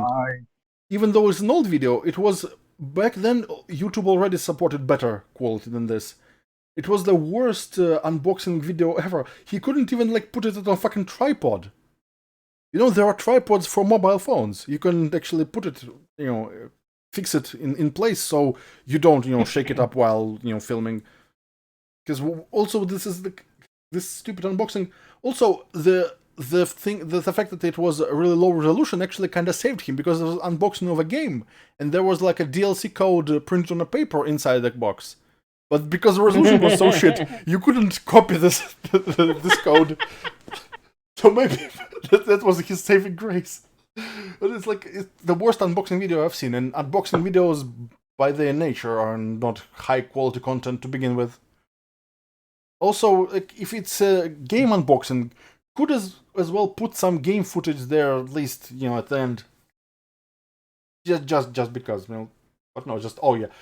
First of all, who the fuck needs a unboxing video of a standard edition? It didn't come with any, goodies. It's just a DVD in a box and a, sheet of paper with a download code for a DLC. There's nothing to show. It's like everyone has seen a DVD disc. There's no reason to show it.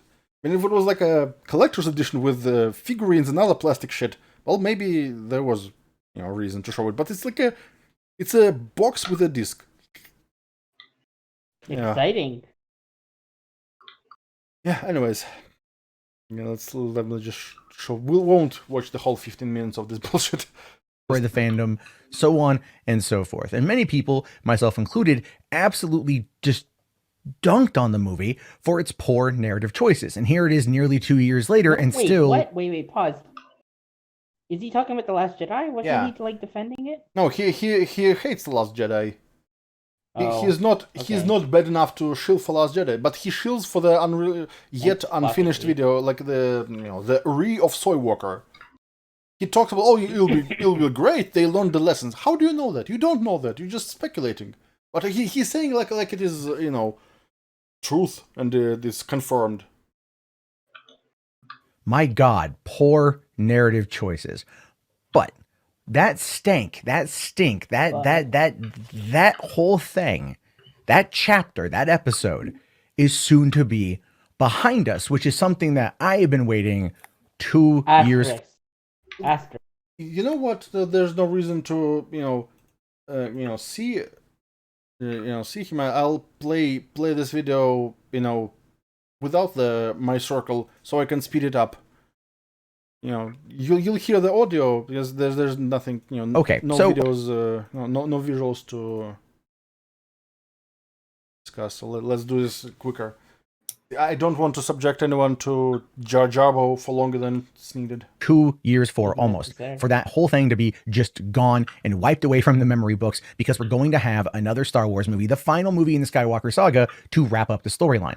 And there's been a lot of commentary that I've seen asking the question, can The Rise of Skywalker, or will The Rise of Skywalker actually be able to save Star Wars? And I think It will, actually. I think it really is going to hit all the points it needs to hit. It's going to check every box it needs to check, and that's something that is going to ultimately be palatable to the probably the most amount of the audience that are going to go see this movie. And considering the fact that just an hour after ticket sales went online, we see reports of this where it sets a new record for most ticket sales in the first hour. Yeah, this is according to the agency that is owned by Disney, and which has Jar Jar Abrams on the board of directors. Yeah, that's a unbiased source. Also, this is like the first hour, the pre-sales in the first hour.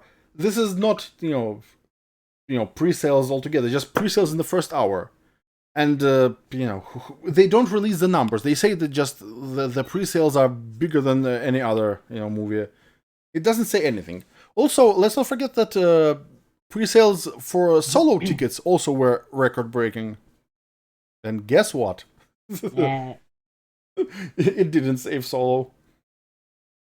So, also, even if it's like, even if there was nothing shady about this doesn't say anything about the quality of the movie. It just says that a lot of people bought tickets. He says the title of the video is "How the Rise of Skywalker Will Unite the Fandom." Ticket sales will not unite the fandom. If the movie is shit, well, maybe the movie will be so bad that it will unite the fandom. Everyone will hate it. But yeah, ticket sales are irrelevant here, because ticket sales are relevant for success and profitability, for money. Yeah, but it won't say anything about how divisive or how uniting it is. This is just irrelevant bullshit. But it's, it shows how much of a shill he is. And showing here that it actually beat out Avengers Endgame and Avengers Infinity War and The Last Jedi and Rogue One. So this movie is... for some reason, what was it? People have been talking about, Terminator, and basically it sounds like they essentially did the same thing as Star Wars, because they changed Skynet into Legion or whatever. Yeah, so it sounds exactly the same thing, though. Yes, it's totally not Skynet, but it's building Terminators using the same. Basically, it's Skynet. The Skynet project was destroyed, but those patents were bought off by different corporations, so it made Legion using the technology that was developed for Skynet. So it's basically Skynet with a different trademark name. So it's Skynet. Just not called Skynet. Yeah, it's Skynet renamed, basically. That's all it is. And it's just like, okay. Yeah, so it broke new ground. Yeah, the difference, in Terminator 2, they blew up Cyberdyne, which developed Skynet, and then in Terminator 3, it was the technology was what was left of it was seized by the Air Force or something to further develop it. But at least they still called it Skynet. The military just was developed, I don't think they actually explained how Skynet they explained came to be, that other than the military was doing it. Well, they explained it that the military took over the project because the Cyberdyne was developing it for the military. So the military took over what was left of it and finished it on their own without Cyberdyne. It was so it's basically. The other thing is, what I didn't understand with that is if you wanted to make something different, what if you did biological, a hive mind or something, some genetic engineering horror or something that went wrong. The problem is in this case it would be so different from the Terminator lore that it wouldn't fit well. It's it would be putting something that doesn't belong into the franchise. It would be so different. They already are doing that though. Well, they are, and it's not working. I know, but it would at least be it'd be something different.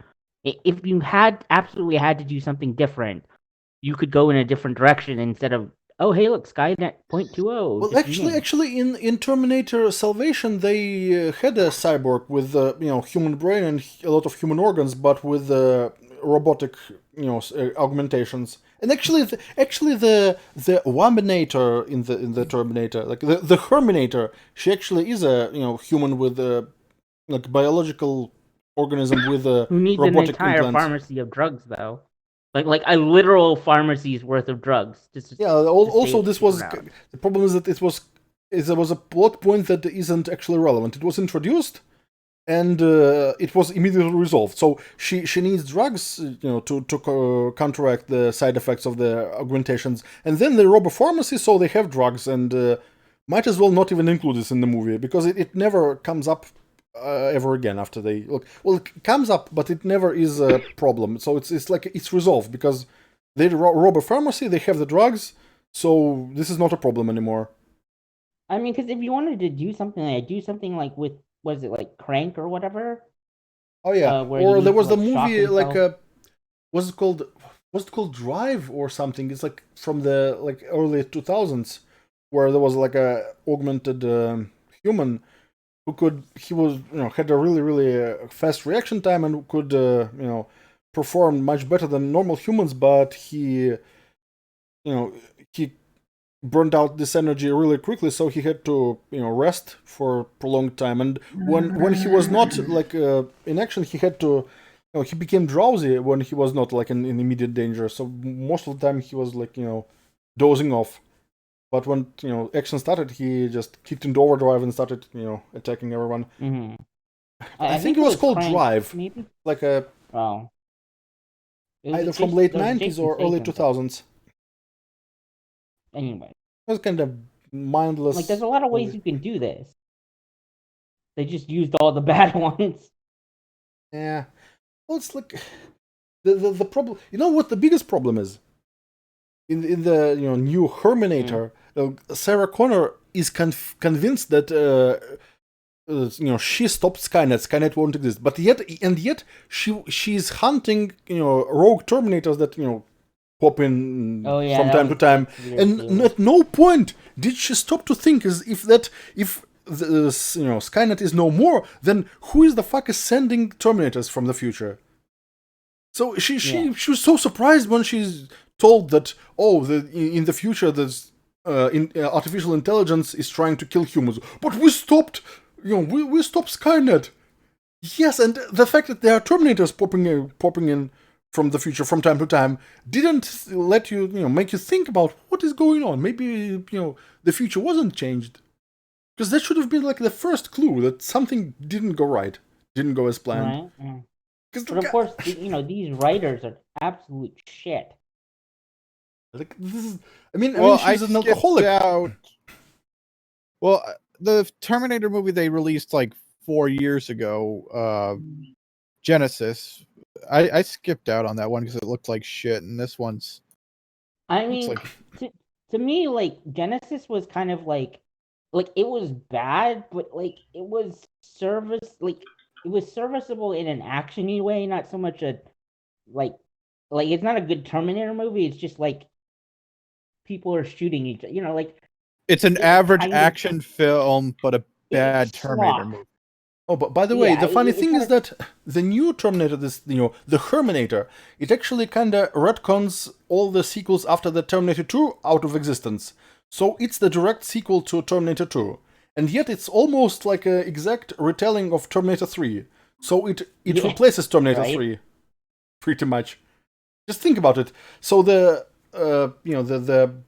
bad guy has a liquid metal outer shell and normal-ish metal Terminator inside of it. And in the new one, it's pretty much the same. Only in the new one, they can separate into two Terminators. Oh no! So that's they broke new ground. But again, it's like it's pretty much the same movie. And Terminator 3 is pretty much the same movie as Terminator 2, only worse. So it's like the levels of incest going on there is like through the roof. I mean, the other thing is, here's the question: why do we have to keep resetting to pre-apocalypse? Because one of the things I liked about Salvation was we got to see sort of the apocalypse. It wasn't completely the apocalypse yet, but we were there. The next step would have been, I wanted to see the fucking apocalypse. Yeah, it's like the start of the Terminator 2 where they show the future. It was pretty dope. But the problem is that Or here's a revolutionary idea. How about a Terminator movie set after they win? Huh. I yeah. Well, what like there's Terminator like models still running around? yeah, like Yeah, maybe there's a few. Yeah, the bulk of Skynet and the Terminator army is crushed and defeated, but yeah, there's still like a few Terminator remnants still walking around. That would be I mean, that would it be could the work. final Terminator movie. Well, there shouldn't have been as many Terminator movies. Well, I as mean, much. this. I mean, considering how bad these are done, maybe that one, No, the I don't problem think is they're that gonna have the second one, like, it wasn't supposed to be a franchise. The second one was pretty much, a neat, neat ending for the franchise. The first one could be a standalone, but at least it had, it was open ended, so it showed that the possible future is really, dark. But it didn't change. But the second one, yeah, like they destroyed Cyberdyne and all the data. They destroyed the. Actually, the original ending for Terminator 2, it left no place for sequels altogether. It was like the ending scene was like far in the future, where it showed that the end of the world didn't occur. Skynet it doesn't exist, and everything is fine, and the world lives on. So there could be no sequels. And even though this kind of it was the ending they went with was actually better, because it was kind of open ended. Because this original one was a no bit too fate but fairy what we tale. make, except for all these other ones. Yeah, well, the thing is, if they went with this original, ending that they wanted, it's kind of cheesy and fairy tale-ish, but at least it left no room for sequels, and we wouldn't be subjected to the sequence of sequels that got worse and worse with each iteration. Labs.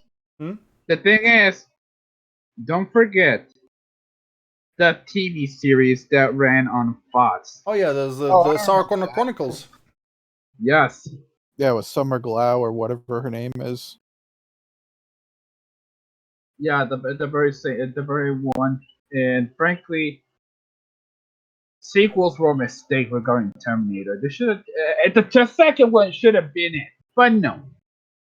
They decided, you know what? We're gonna be pumping out all these sequels of Terminator because we have a fan base,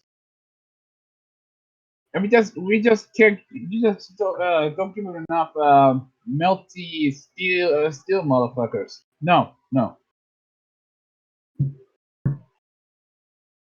They need to keep going for the money. Of course, I mean that's why that's why fucking Disney is doing Star Wars. Like it's all a cash grab. It's like, hey, people don't. Yeah, it's like we can milk this franchise and make money until people are entirely sick of it.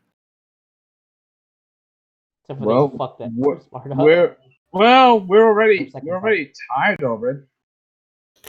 And speaking of tired, I'm tired of looking at Judge Arbor's face. Let's finish this video.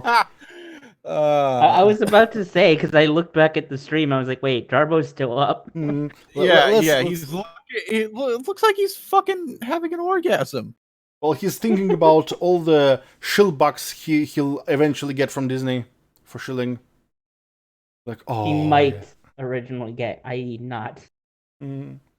Let's breeze through this. I mean, I won't play the whole thing. I'll just show you the gist of It's something that people are going to go and see. There was never any question about that. I talked to people last night that were saying, do you think it's going to gross $1 billion? I'm all, yeah, the likelihood of it grossing $2 billion is very high, how the saga ends. If you hated The Last Jedi, you want to see how the saga ends. Both factions here are going to still be getting the same thing that they want. They're going to see how it ends. Now, with their mileage... Well, you know what? Some people are so tired of it, they won't even want to see how it ends. I mean, to be fair, there are some people I've talked to that are like, yeah, that one's kind of bad. Well, yeah, but they're gonna go see number 9, and I'm just like, I can't. I'm curious to see how it ends, but I am not paying money to waste 3 years of my life. I mean, it's going to come out around Christmas, maybe a little before. There's no way in hell the last movie I'm seeing in 2019 and this decade is going to be a piece of shit like the last whatever of Soy Walker. Whatever they're calling this new Star Wars movie. Yeah, but the fact is that just because a lot of people are going to see it doesn't mean this movie will unite anyone or this movie will be good or anything. So again, as Razorfist pointed out, you could sell somebody a fucking box full of hypodermic needles and rusty nails, slap a Star Wars logo on it, and people will buy it just for that. It's the drug paraphernalia from Tatooine. That's what it is. There we go. Yeah. But anyways, also, anyways, let me just show how bad his arguments are, even though you pretty much know these arguments are bad, but let's. May vary on how much of it they might like, but I think more people are going to like it versus not. And let me tell you why. Because there's a couple different reasons. One, it looks like from the trailer that there's a direct connection to the Clone Wars animated show. And that is a big deal. That's not a small thing. Showing that. Well, first of all, not a lot of people who, Clone Wars is a popular cartoon, but most people who watch movies, they don't watch Clone Wars cartoon. These are the same people who were really puzzled by... What's the big deal? Huh? I didn't hear that part. Well, he said that according to the trailer, there's a link between the upcoming movie and the Clone Wars cartoon. Oh, okay. First of all, it's like this is not going to unite like the fandom because not everyone in the fandom, not everyone who watches the movies also watches Clone Wars. I know that the hardcore fans are watching them, so that's true, but not everyone. It's like most people who watch movies, they don't watch Clone Wars, so it's like it's like they will have this thing that is even if connected there's a to reference or some connection, like we've seen how that works out. That doesn't always work out. Yeah, like in The Last Jedi, there are in this Luke's cave on this Jedi island, there's like a kyber crystal and other stuff from like expanding the universe, which they don't factor in the plot in any way. They're just there like for fan service for those who pay attention to background details. But it doesn't improve the movie one bit. I mean, again, we saw Solo. Solo was suffocating with fan service, and it didn't do well. Yeah, so because it was just because even if it's like not just fan service, but if it's actually important to the plot, and I think it is because it's like a dagger from the Clone Wars cartoon, and if the leaks are true, which they might have been, but given that this movie still is undergoing open heart surgery as we speak, who knows if those leaks will be accurate, because maybe they'll just stitch the what they filmed together in such a way that maybe the trailer will be inaccurate, because some stuff from the trailer might not even be in the movie in the end. So, but even if it is in the movie, even if it's important to the plot, this alone doesn't make the movie good. It's like fan service won't save a shitty movie. Imagine if a movie is much worse than The Last Jedi, like complete and utter trash, but it has a very important plot point that ties it neatly with the Clone Wars. So this alone won't save it. It has to be a good movie for it to matter. So let me just show you what he's talking about. The Dagger of Mortis. If it is the Dagger of Mortis in the trailer that Rey has, that means that they have tied it into the Clone Wars, where they go back and where they had to find a dagger essentially in the unknown regions that can kill Force users, basically kill immortals. That's the point of the dagger, and that's what they might be looking for. And in that shot, Rey has it. Wait, pause. What do you mean a dagger that can? Wait, hold on. Force users aren't immortal. What the fuck is he talking about? The fuck? Someone who watches the Clone Wars should enlighten us, and we're I haven't seen Yeah, it. I don't. No, I I mean, don't. but it doesn't matter because Force users aren't immortal. I don't understand. Like we've seen Force users die. What was he talking about? What? Wait, But what's the dagger called? his argument is it ties into the the Clone Wars cartoon, so it's gonna be good. Again, such a non sequitur. Means that that's an artifact that's going to be used to take out the Emperor, which is a fascinating connection to the Clone Wars. And a lot of people last night, once they realized that, a lot of fans of that show, which are a lot of diehard fans, all of a sudden their ears perked up like, oh, damn, they're going to be tying it into the Clone Wars TV show. And they loved that. That means, for one, they wanted to tie it into a Filoni creation. And probably they gave a little bit of credence to Dave Filoni, who has very much been a part of Star Wars for quite some time. Well, and he's just making shit up. He's saying like, oh, the Filoni was consulted for the movie, or he's getting some creative control over the movie. He doesn't know that. He's just making shit up. Just because they show one dagger that might or might not be the thing from the cartoon, that means that the guy who created the cartoon had something to say about the the plot of the movie. He just made this shit up. There's no source for this. This is like he's the only guy who ever said this. Just yeah. So basically, he's making shit up. Yeah, Because he has no he arguments. is. And look how smug he looks in this pose. Look at this face. That's the fucking meme face. Jesus. He thinks he's so smart and so clever and so witty because he came up with this great argument. Wait, is molded it a lot of Dagger of Mortis or something? Yeah. Okay, I found it. Let's see. What is it even supposed to do? So let me show the Wikipedia Oh, article. it just wait. That was a dumb. Wait, hold on. This is a stupid. Who cares? That's if anything, this is just going to be a reference. Because I remember. Okay, I think I remember this. Yeah, that there was like, because this was in a weird okay, I remember this episode a little bit. There was like this weird alternate dimension where they had like basically the embodiments of the light dark side and there's the father who's the balance or whatever or something like that. And like this is a reference. This is not going to be anything plot, like strongly plot related because But he's leaping to conclusions because he saw something that looked like this dagger, so it must be this exact dagger, and it must be, he's just making shit up. These people were quote immortal. I mean, they're not immortal if there's a dagger that kills them, but okay, fine, whatever. They're immortal embodiments of the Force or whatever. But like at the end of the episode, I think like they're all dead. If I recall correctly, I think they all died. I don't. Well, they were immortal until they died. It's like all of us. Right. We are all immortal until we die. It's like a lifetime warranty. when this I bought this product and it died. Well, when it's died, if it died, it means that the warranty is over. It's lifetime warranty. I mean, that's how most warranties work. But yes.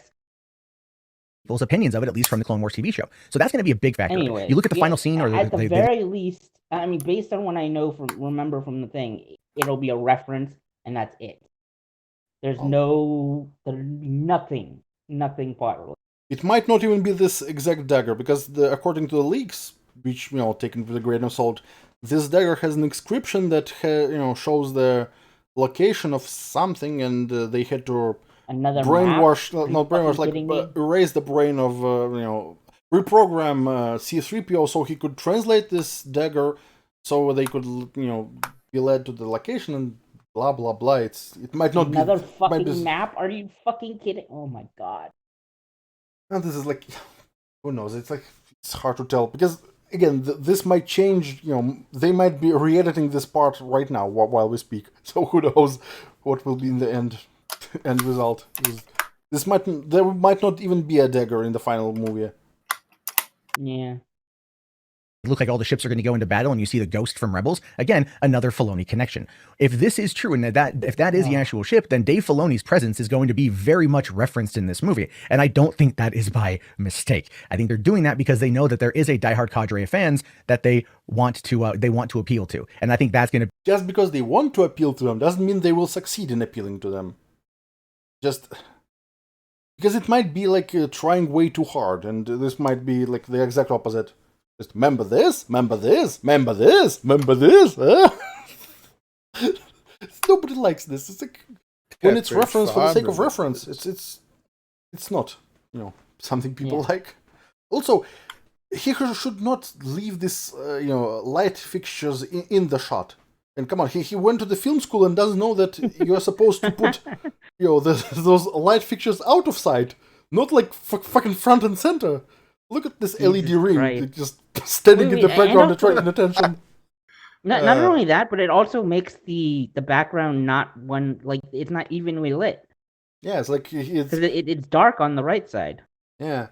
And on the left side, actually. Also, this is a ring light which is supposed to be around the camera, but again, it doesn't matter where you put it. You shouldn't put it in the center of the shot. He focused the camera on the microphone, not his face. He put the light in the Also, what's up with the railing on the left? I don't think this is supposed to be in the shot either. This is, judging by his level of incompetence, I'm actually surprised he's not in Hollywood. Like, he would fit in, right? I'm actually surprised he managed to put himself in the center of the shot, because judging by his competence, he should have been somewhere in the corner. This is so good. I think this is like a fixture for the second light, those rails, because there's a second because you can see the shadow from this light fixture, so there's a second light source, the one that is he definitely got two lights because his face is lit up. Also, look at his face. He doesn't have a diffuser on the light. The highlights are too harsh. And and not just that. If you stare at the right eye, that purple area, it looks like someone punched him in the face. You couldn't even afford. You don't even need to buy anything expensive for diffuser. Just go to the any craft store and buy vellum paper, it's called, or this like translucent. Basically, the thing that is kind of half transparent but really diffusive. Basically, it's or you can go to a grocery store and buy this vellum paper that's used for cooking. It's not as good, but the simple vellum paper used for arts and crafts, it's a good diffuser. It's not very durable, and with age it yellows, but it yellows after many years, so it doesn't matter. Or just go to Walmart or any other store, buy one of those plastic bags, because the plastic bags are kind of translucent. You can use a fucking cheap plastic bag as a makeshift diffuser. It will do just fine. You don't need something professional. Again, you can do it on a budget. Below him, Gleb. He's a film student. Come on now. Because when I still used the webcam during my live streams, I used what I used as a diffuser? Fucking white garbage bag. It worked. I mean, it's not in the shot because at least I didn't put my lighting fixtures into the shot. They were out of the camera's view, and it worked fine. And it was like pretty much almost free. So there's that. Oh, Jarbo. Anyways, let's continue. Be a big factor of it, right? To open it up once again to the mystery and the fantasy and the connectivity of the entire Star Wars universe, especially the Skywalker saga, which is something we've seen unfold now for 42 freaking years. So a lot of people are going to be in on that one, and that's going to the magic and the mystery of potato knishes. Help maybe take some people who weren't a fan of The Last Jedi but were a fan of the Clone Wars, and they're on the more negative side of the fandom, to go, oh, maybe they're paying attention this time to what fans actually want. Oh my god, one fucking reference will two references. There was another reference from the Rebels, is Also, look at the face. I'm grabbing the screenshot. This is just Matt is Oh, what can I say about Matt that hasn't been said? But he looks like Diet Sargon of Akkad. No. You shouldn't use diet and Matt in the same sentence. There is nothing diet about him. Jesus Christ. Seriously, the resemblance is uncanny outside the British accent. Yeah. And that's going to lower their defenses for when they go in to potentially have themselves a good time. What I don't want to see out of this, and this Lower is just their me kind of side. defenses? What is this, fucking war? I think he's trying to say that some people are so negative that they would hate the movie no matter what, but if they see those references, they might, be more open-minded.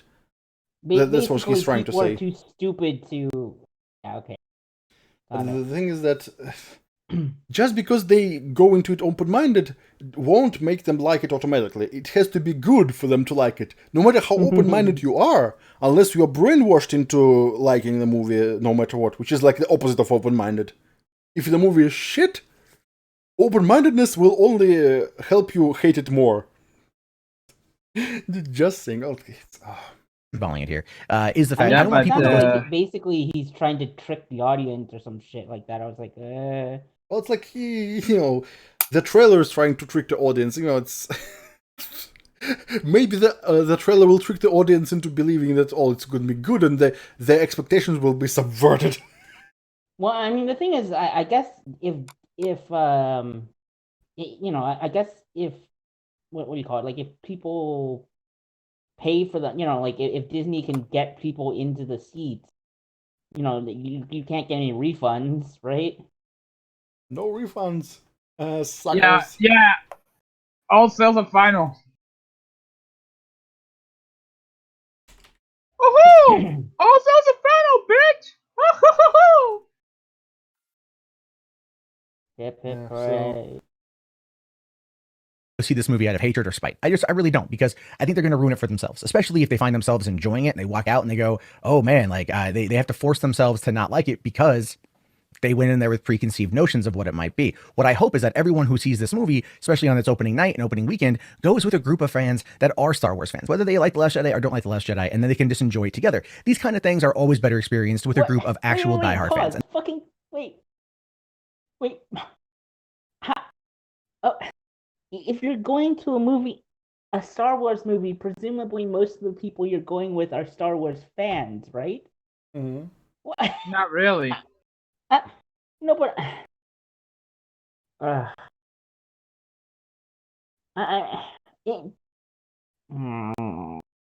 never mind. Anyway, keep going. And I think, again, with the ticket sales being as high as they are, there are people out there that are super excited to see this movie. And so it's not going to tank or flop or bomb or die. It's not going to be... Doesn't matter. If it's... even if it makes, like, huge bank, if it's bad, it's still bad. If it's good, it's good. The amount of money it earns is irrelevant to the fact that if... Again, the video is called How the Rise of Skywalker Will Unite a Fandom. He's not talking about uniting. He's talking about how it will make a lot of money, which is... Profit. Yeah. The end game, probably. There's no way it's going to hit 2.7 billion. But if this thing beats The Force Awakens in regards to grossing more than 2.2 billion, then I absolutely believe that there's a lot there that could be happening. Now, other aspects that people aren't really talking about, but they should be talking about here, are all the other ancillary Star Wars products. Any more of a fucking dickhole? Oh, Christ. Like, people are not talking about this, but they should be talking about this because he said so. That are going to be on the market by the time the movie comes out. He's an influencer of lots of influence, right? Yeah, well, yeah, is nobody going to be influenced by this fucking idiot? He's an influence among other boulder collectors. They might be influenced the other way. The opposite of what... If Matt says something's good, then it must be bad. Yeah. Which there are. So let's just kind of dive into this, right? So first up, you have Star Wars Resistance Season 2. That's currently... Yeah, the last season, because they didn't extend it after Season 2. They cancelled it. So the Season 2 of Resistance is the last season. On air, I believe, Sunday nights on Disney XD, and that show has developed a bit of a very diehard fan base coming into it. Yeah, such a diehard fan base too bad it was too small for the show to be, approved for season 3. Also, this was like that Rebels were much less popular than the Clone Wars, and the Resistance was much less popular than the Rebels. So, such a die-hard fan base. All 3 people. The second and final season. And the first season of the show. I saw I think it was the first couple of seasons of Rebels wasn't too bad. I didn't think, but I don't know. Resistance sounds like an absolute dumpster fire. Naturally, they named it after I assume they were trying to do it because we're resisting Trump thing. I'm sure that's why they're resistance. We're the resistance against because Trump is. Is going to be available to watch on Disney Plus when it launches here in just a couple weeks. So for people who don't know about it but are going to be getting Disney Plus for The Mandalorian, they're going to be looking for more Star Wars to watch, which is not only Mandalorian, but it's going to be all of Clone Wars, including the lost episodes, hopefully in the correct order to watch everything. And it's going to have Star Wars Rebels, all 4 seasons of that, and it's going to have the first season of Star Wars Resistance, which does tie in directly with the events of The Force Awakens. And it's a kid's show, but it's a good kid's show. And it was developed by Dave Filoni. It was created by Filoni. Again, they're very much trying to bring in the TV fan base side of things into this movie. The video is called "How the Rise of Skywalker Will Unite the Fandom." He's talking about how they will have a lot of stuff on the Disney Plus channel. How is that relevant? Well, it's not, but let me show what he's getting at. Oh well, because of the reference, Plebs. Come on, the reference will reunite this fan base. Yeah, reunite. Order to get people excited for it, and it's working from what I can see. So you have that. Not only do you have The Mandalorian, which will be right at its season finale, right before this movie comes out. So the week after The Rise of Skywalker drops, the season finale of The Mandalorian drops. So we're already going to. Well, again, it's not even out yet. He's talking about things that don't even exist yet. So how is it going to go? Oh yeah, they will be great. You don't know that. Maybe it will be even worse than, maybe it will be the worst shit ever. It's possible. He doesn't know that. He's just making shit up. To be in peak, oh my god, what's going to happen on The Mandalorian? So that's going to keep Star Wars conversation most likely in the positive happening. Because the conversation I had is they, even though they've seen the previews and they don't like the trailer, they're still going to see it. I'm just but don't. If it doesn't look good, don't do it. I don't know. It's kind of disappointing. Which is then going to get more people excited to go and see the movie. It's a really solid marketing plan. The Mandalorian people are hyped. People who hated The Last Jedi, people who hate Disney Star Wars are looking at The Mandalorian and they're like, I want to see this. And again, Filoni's involvement. I'm going to keep in. He's talking about the trailer. Just because the trailer looks interesting doesn't mean the final product is going to be, live up to the hype. And that's happening a lot more these days. I feel like them just making a trailer that doesn't even come close to what. Well, to be honest, you guys are spot on. As a matter of fact, all of the movies that have a good trailer never actually live up. Regarding the movie, it just don't do it for the most part. Besides, most of the good stuff is already on the trailer, unfortunately. Yeah. Invoking Filoni. If this has to be a word, well, in other words, the movies don't live up to the trailers. Same with video games. That's what I'm trying to say here. Yeah, that's a lot of times. We can list a lot of examples how this happens. It looks great in the trailer, but in the end, it's turns out to be meh at best. Really worst. Because I do feel that he had a bit more play here than we're being told about. I think he's got a bit more influence than we're being told about, and Yeah, he's just making this shit up. There's no source outside of his, overactive imagination. Oh yeah, because they showed this dagger that might or might not be related to the cartoon. It means that the guy who made the cartoon has more involvement. If this guy had involvement, they would, show this off and tell them because he's popular among the fans. But they didn't, so he just made it's like he's trying to live out his fan fiction fantasy with zero that's evidence. What a lot of these Last Jedi people, they write the story. Stop writing the story. Yeah, pretty much. That's what Mueller says all the time. Is like, stop writing the story for them. Yeah.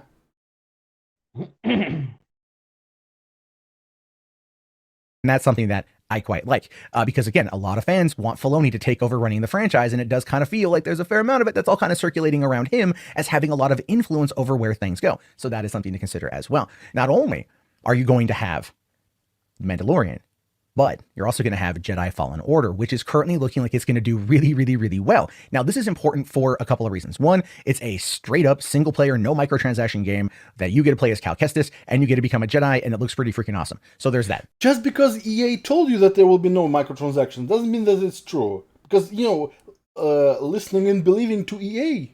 Like, it's too stupid even for Matt Jarbo.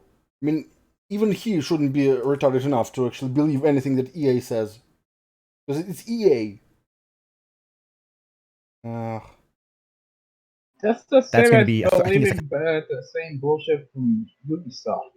Also, what does it have to do with the movie? Because, people who making the game... First of all, not everyone who watches the movie plays the games. Like, not everyone is like... I mean, the thing is, what he's trying to do is he's trying to get people to get the clicks, and then he's laying out the title obviously is not, he's just trying to get the clicks. Also, even if the game is great, this doesn't matter when it comes to the movie uniting the fandom. Because the game is not the movie. If everyone who plays the game loves it, well, it doesn't, tell you anything about the movie. They might love the game but hate the movie, or vice versa, or, this is just non sequitur. You see how bad his videos are? Yeah, he has shit takes. We get the point. But you guys don't get it, don't you? This is Monday Matt's strategy to own the libs. To his taste in movies. It's like... Yeah, well, his taste in everything is bad. He's pretty much every time. Ugh. Let's finish this quickly. Or experience, a good story from what I've been reading, and the review or the previews that are coming out are pretty high. So people have been speaking very highly of it, and I think it's going to sell really well. Now, compare and contrast that to 2 years ago with Star Wars Battlefront.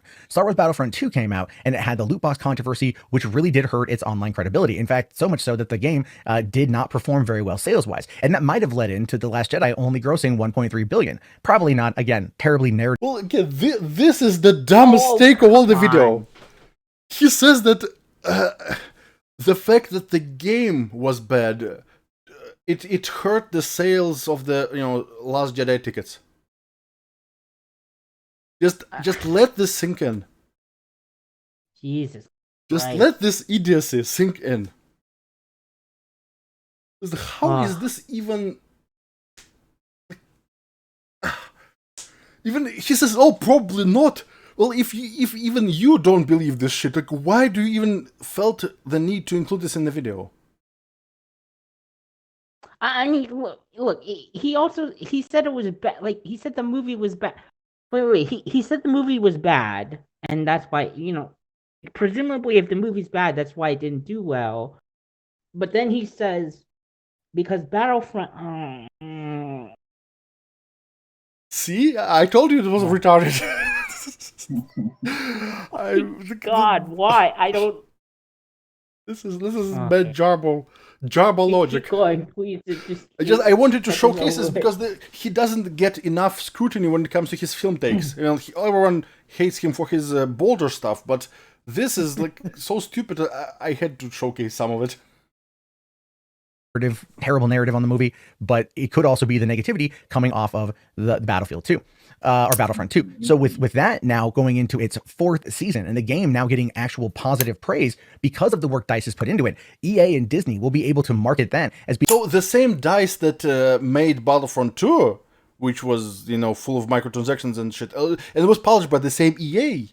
But this time, because yeah, those early previews of the game are very positive, and who does those early previews? Oh, well, game journalists. You know, the same corrupt and untrustworthy game journalists that, you know, caused Gamergate to happen. You know, the same Gamergate that he was a part of. So he knows that game journalists are not to be trusted with anything. And yet now he's, oh, those game journalists told it was good, so it's good. Just listen of course, you have to remember that he's a chameleon. He'll fucking, I mean, because, you know, he jumped on with Gamergate, but he false flags videos, so...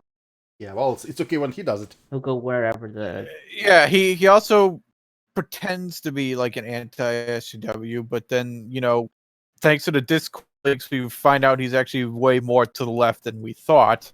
Oh, yeah. Well, he's an ironic Bernie supporter still. He still likes Bernie. Yeah, and he's... Didn't, in one of the leaks, he pretty much insinuate that Tim Pool was right-wing. Oh yeah, he's like parroting all the SJW talking points. Like, you know, Tim Pool, come on. He's, you know, all the, you know, those leaks are, like, listening to this, like, bad take after bad take. He still defends Maddox. In fucking 2019, in the current year, defending Maddox. How long ago was even the Maddox shit? Oh, pretty, a couple of years, I think. Like 3 or 4 years ago? Maybe not 4, like 2, maybe of 3 maximum. Oh. I think like 2 years. Okay. It's like he still defends Maddox, and like, well, he's buddies with Maddox, so.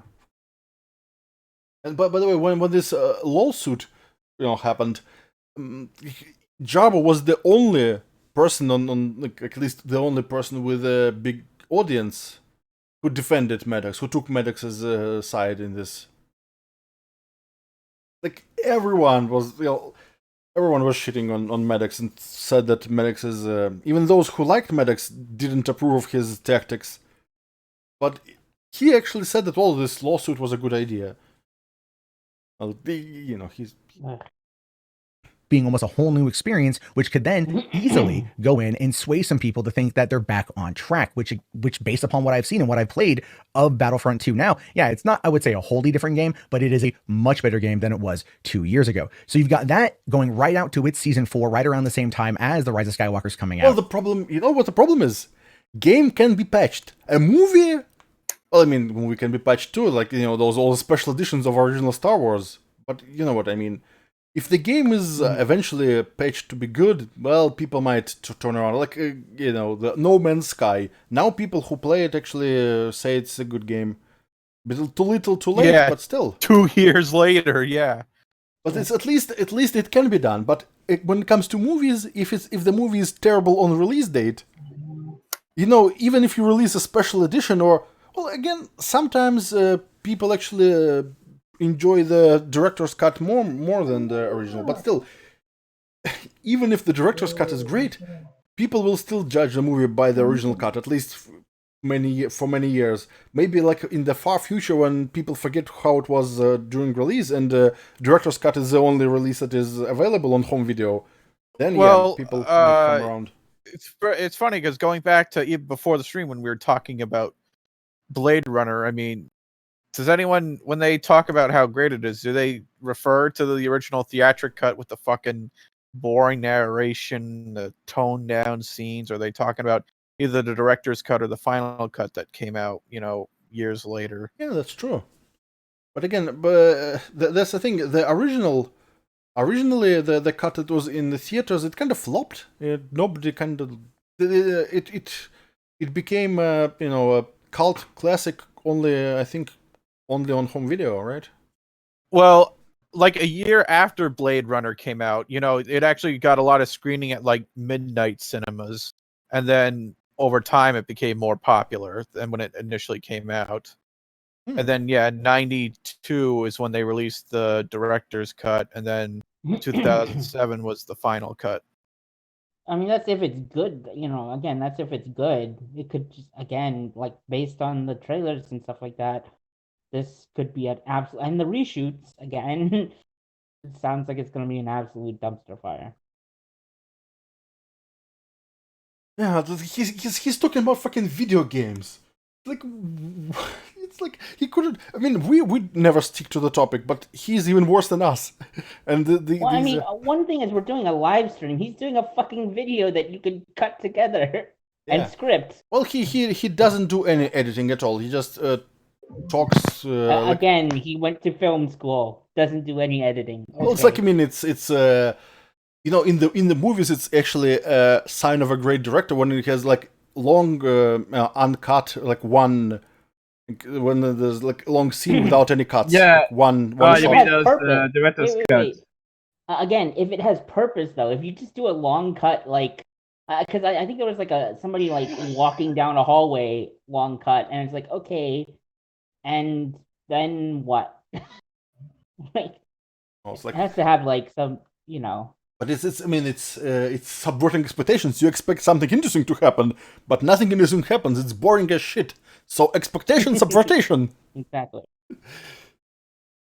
With the Jedi Fallen Order, with Star Wars Resistance Season 2, with The Mandalorian, with Disney Plus, and all the Star Wars movies and all the Star Wars shows, people are going to be talking about Star Wars, which means that if they start going into it and they start watching it again, they get themselves prepared for the final movie, they are then going to be at maximum hype. And going into it, they're probably going to be more inclined to enjoy what they see than not. Now, will there be a group of people out there that are going to... If you have to, prepare yourself and watch some supplementary material and play games to be able to enjoy a movie, maybe it shows that the movie is not that great on its own.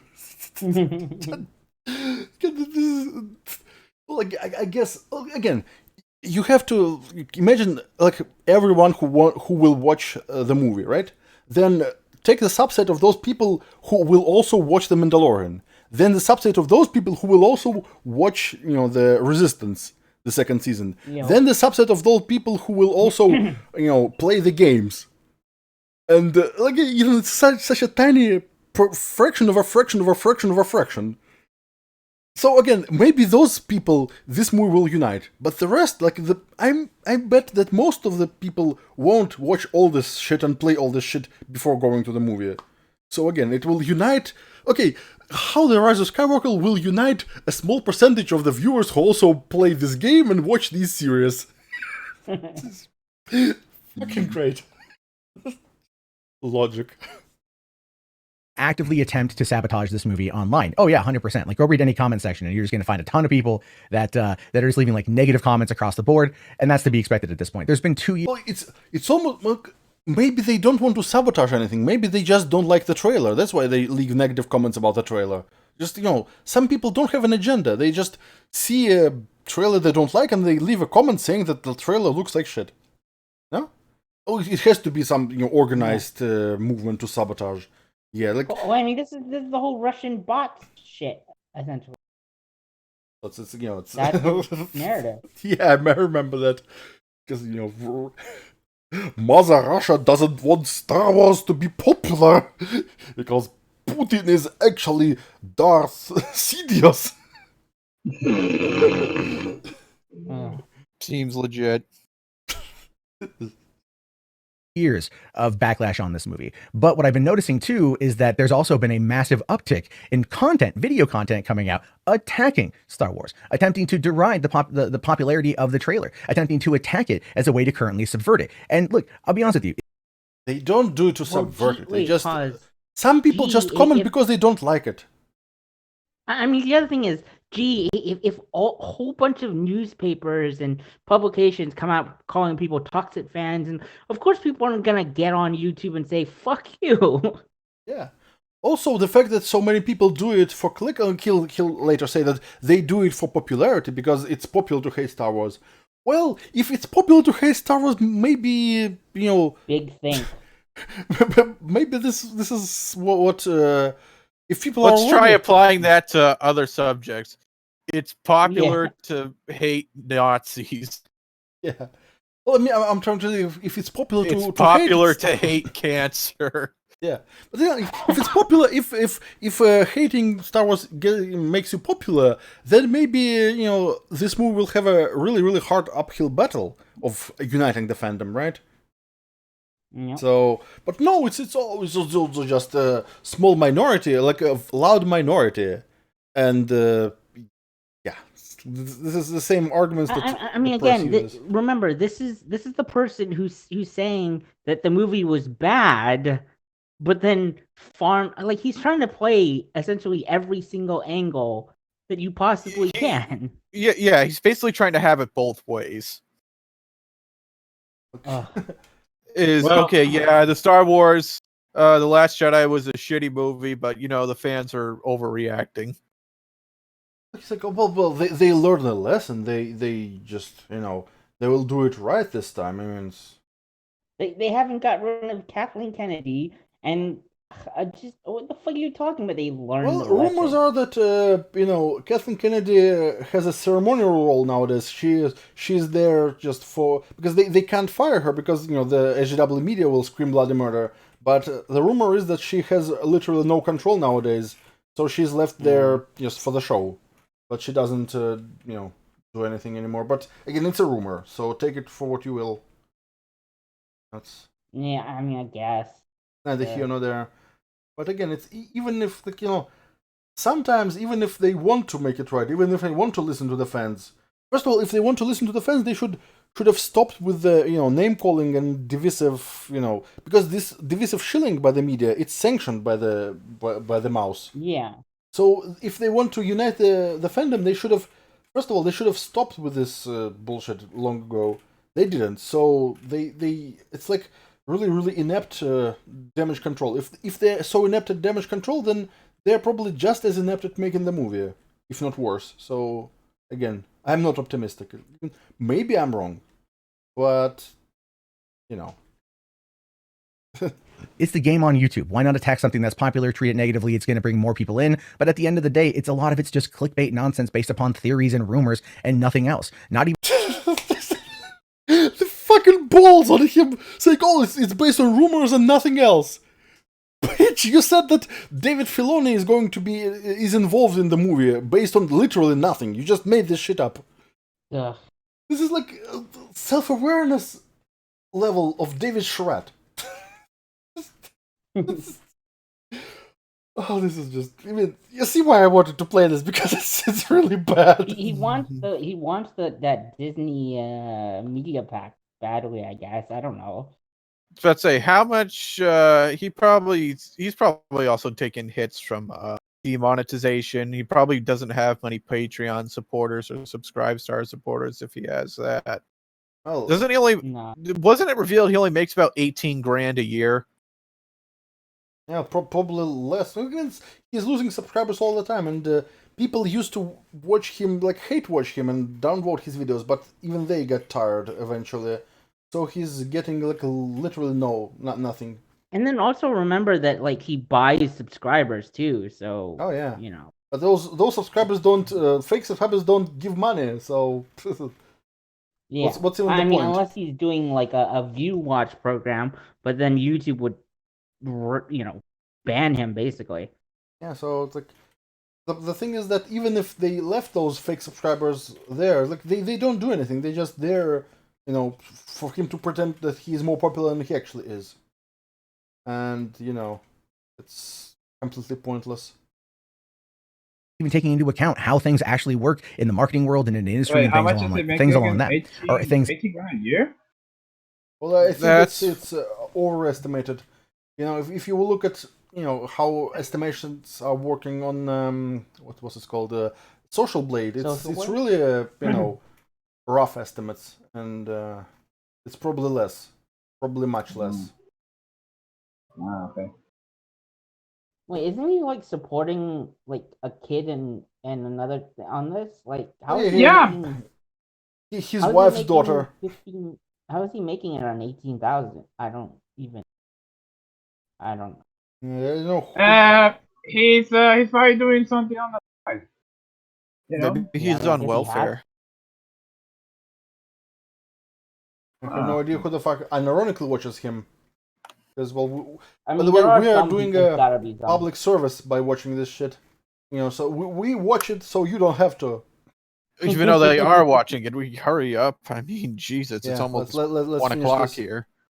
In that particular vein. Oh And my again, gosh. you know, take all that with a grain of salt, right? I watch a few of those videos and I kind of laugh and chuckle because, again, it's all being done for a specific reason. But when you look at the idea of just where things are at for this fall, Lucasfilm learned, in my opinion. They learned. They went to Disney marketing, and they figured out the best possible release strategy for The Rise of Skywalker and all the ancillary content to come around it. Because if that is the case, if not only the Dagger of Mortis connecting it to the Clone Wars, but if it's true that the Emperor is in fact a clone and they go into the Dark Empire comic line, which again is a very popular one from the EU, then that's going to bring in a lot of people who felt that they were kind of left out in the cold when they wanted Disney to adapt the EU, and Disney said, no, we're doing our own canon now. Even though J.J. Abrams has been known with Lawrence Kasdan from The Force Awakens to pull from the EU and bring those elements into Again, he's making shit up. There is no indication that the Emperor is going to be a clone. In fact, by judging by the trailer, it looks like it's the same Emperor. Because if it was a clone, why would it be like old, wrinkled, and look like a, an old tomato that was microwaved too much? If it was a clone, he would look. Because the reason he looks like nutsack of an old man is because of his battle with Mace Windu, and the clone wouldn't have battled with Mace Windu, so he wouldn't be looking like a. Well, because in the Dark Empire series or whatever thing, he is a young, he has like a young body and everything. He's not old. Yeah, so again, this doesn't fit into his his narrative, and he's making shit up, as always. But by the way, he definitely has a lot of hate watchers because let me post it in the thing. You can just see his because I have the app or whatever, and it's just a sea of red. Give me a sec. I'll just play this film. So there's a lot there that's actually going really positive for this movie. Not only in regards to just the film itself, attempting to tie in as much as it possibly can, and hopefully organic ways. I'm going to be honest with you about that. I hope nothing feels shoehorned or feels forced. Get it? But I do feel that we are in kind of, I don't want to say a golden age of Star Wars because we're not there yet, but we're definitely. Fucking hell, he said. Oh, he said it. Oh my God, he is being paid. Oh, fucking hell. I forgot that he said it. He is on fucking Disney's payroll. Jesus because fucking the fact that he used the term. Fucking source. I think that the fact that he used the same term, it's probably he probably got the same talking points as this other guy. Again, see how we actually went full circle. We started with this, we're ending with this. See, Yeah, it's all a part of a big plan. The Illuminati confirmed. Oh, this is unbelievable. Definitely on the mend. We're definitely on the up and up. Did Galaxy's Edge kind of fail to perform a little bit? Yeah, it did. It has, and that's a lot. We are on the up and up. Did the Galaxy's Edge fail? Yeah, kinda. It's a shitty up and up. When you say it's on the up and up, and the next sentence you say every angle. It's on the up and up, but it's failing. But like Gloves, I posted the screenshot. It's just 40%, 50%, 33%, 59%. It's just like a giant sea of red. 22%. Dude, take a look at the one that has 59%. 59. Where is it? That man pranks family at all funeral. No, that's clickbait. No. Wait, isn't that the guy that because there was a video where he was supposedly banging on the coffin. The audio was banging on the coffin trying to get out. Is that the video?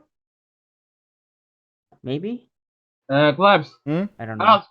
Speaking of clickbait, Broken, take a look at the one that says doctors are warning women not to do this. That is clickbait.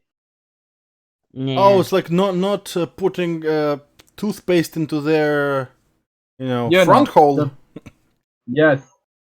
Well, I mean, That was quite I've heard about this, but it's one of those, it's something you would read on, BuzzFeed, because some stupid people, put stupid stuff into their bodily cavities, and there's always someone who does this.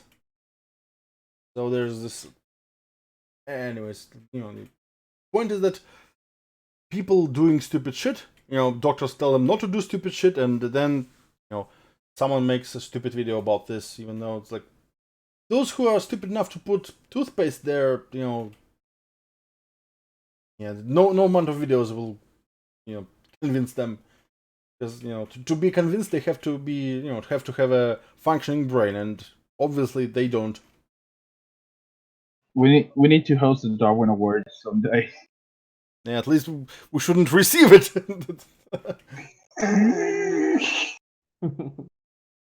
Because this shit is wow, man. Yeah, let's finish this. We're almost done.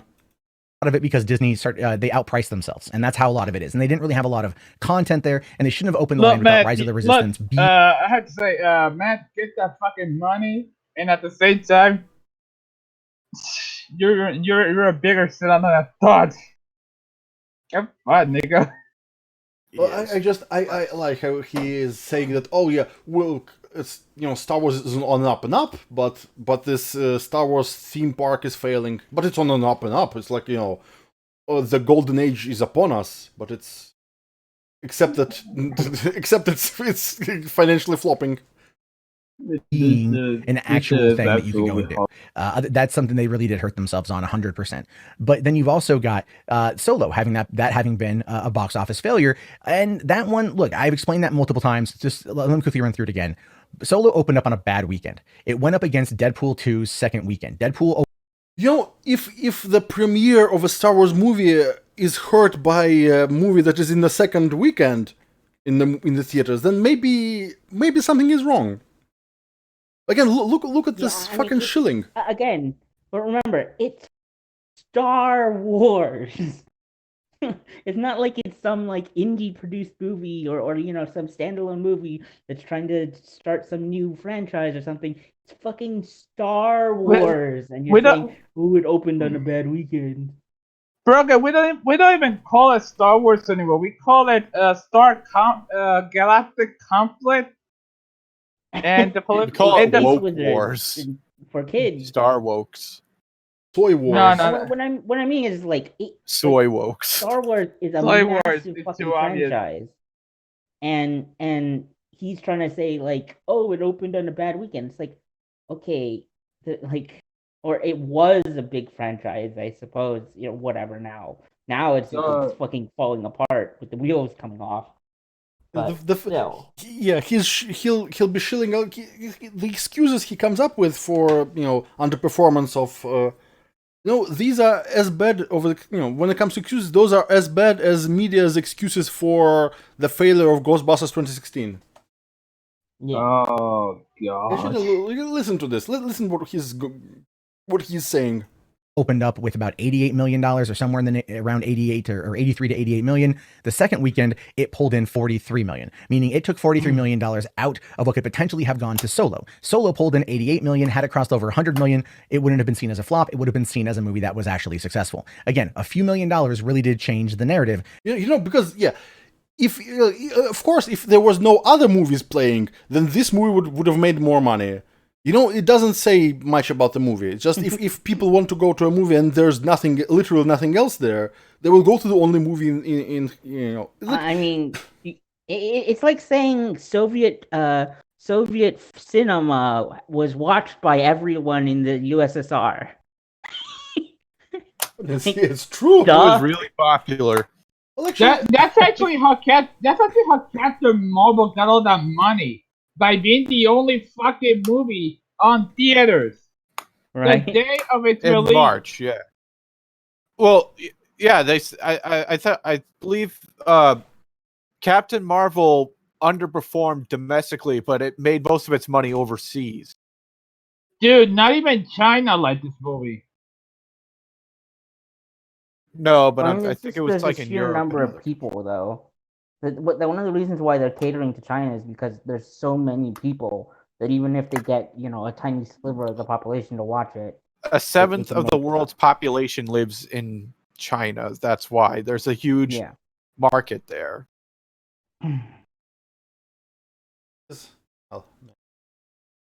Despite middling, critical reviews, because you can't really sit there and say you don't trust the critics and then use that as an argument about why this movie flopped, which I have seen a lot of people do. It was a bad release schedule for it. It went up against a lot of movies, including even Avengers: Infinity War, and that took a lot of money out of the summer box office season. And you can always go look at the numbers yourself, even for this last summer, and you can see that some movies made money and a lot of movies didn't make money, and that has a lot to do with the fact that there's basically like a finite amount of money that goes in to the box office, at least here domestically.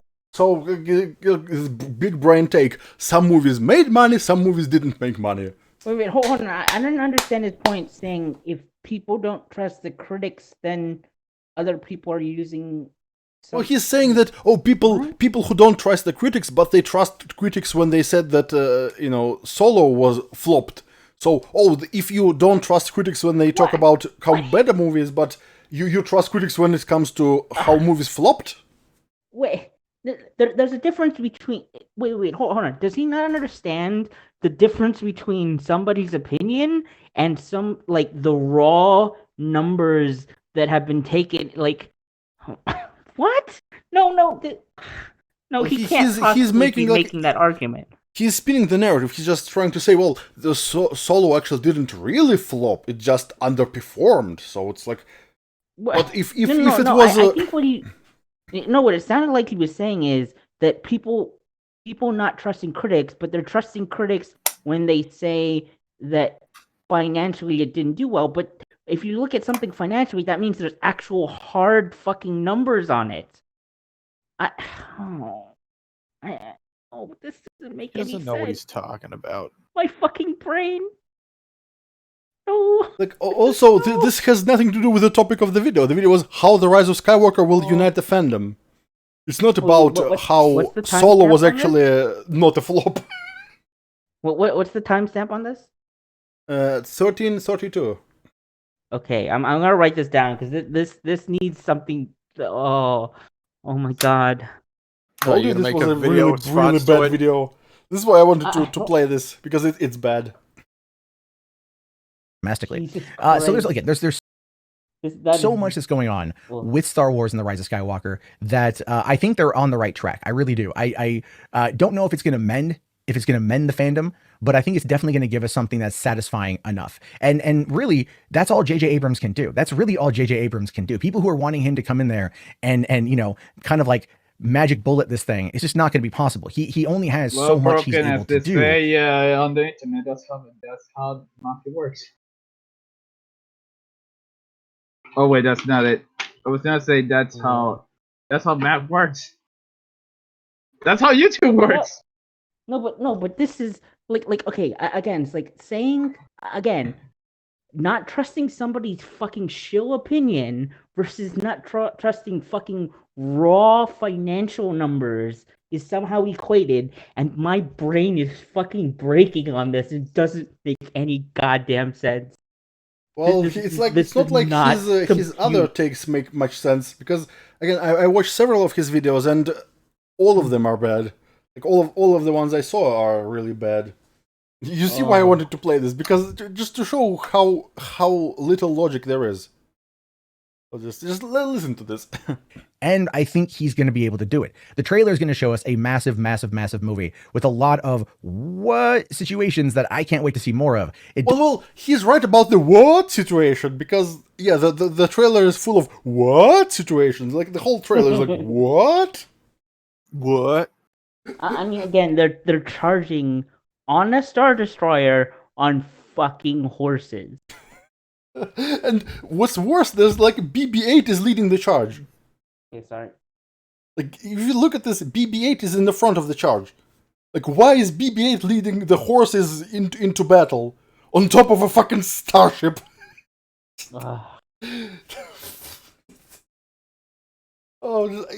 hope this is the movie. I hope it's as bad as it seems. Like, this is, this will be fodder for YouTube poops for years to come. Probably. This is gonna be so stupid. It's like, even like stupid B movies from the 70s weren't as retarded. Those knockoff Star Wars parodies, or Star Wars wannabes, like Star Crash, or all those low budget knockoffs. At least they didn't have horses on top of fucking starships. with a sentient football in the front. Does have a little bit of work to go in regards to the CG, but I think the emotion was there. I think that the style was there, and I think they conveyed well enough what they wanted to do, and it's definitely going to give us an end to this particular saga. Well, did they convey what they wanted to do? Because who the fuck watched this trailer and thought that, oh yeah, I know what they're going to do, it's so clearly conveyed? Well, apparently Matt, because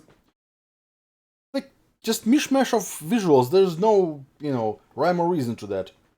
It's just, oh, look at this, look, a lot of starships, a lot of, Star Destroyers, a lot of rebel ships, all this pew-pew, and there's like a Star Destroyer just emerging from water, and there's like a space iceberg for some reason, and there's like, pew-pew in the desert, and there's like, horses riding in space, and there's like a ray running through the jungle like a, like a monkey on crack. Yeah, it's just great. Love it or hate it. So, look, this is just what I think. Okay, you guys can think entirely differently of me than I do on this, and that's entirely fine. But I really do want to hear your thoughts and your opinions on this one, because I want Star Wars to be great again. I think they're on the right track. I think everything they're doing right now is pretty much on the up and up in order to kind of provide a lot of good content in a way that people are going to be able to see it. Yeah, on the up and up. Except in the same video, he mentioned that the Resistance is on its last season, that the theme park underperforms, and the Solo totally didn't flop. Yeah, on the up and up. Just with successes like this, you don't need failures. But then again, failure is the best teacher, so maybe he's trying to say that they learned their lesson finally. I don't know. And therefore rediscover their love of Star Wars. Very similar to how Luke reopened himself to the Force in The Last Jedi before doppelganging himself and then dying for some reason. Again, kind of cool metaphor for the reopening your heart to love sort of thing, but terrible execution, which kind of describes the entirety of The Last Jedi. Yeah, one more dig, had to do it. Sorry, Ryan Johnson, you're a fucking hack. But anyway, you guys, let me know your thoughts, your opinions down below. Again, this should be a very interesting comment section, and I look forward to your thoughts. I'll talk to you guys later. Have yourself a fantastic day. May the Force be with you, and peace out.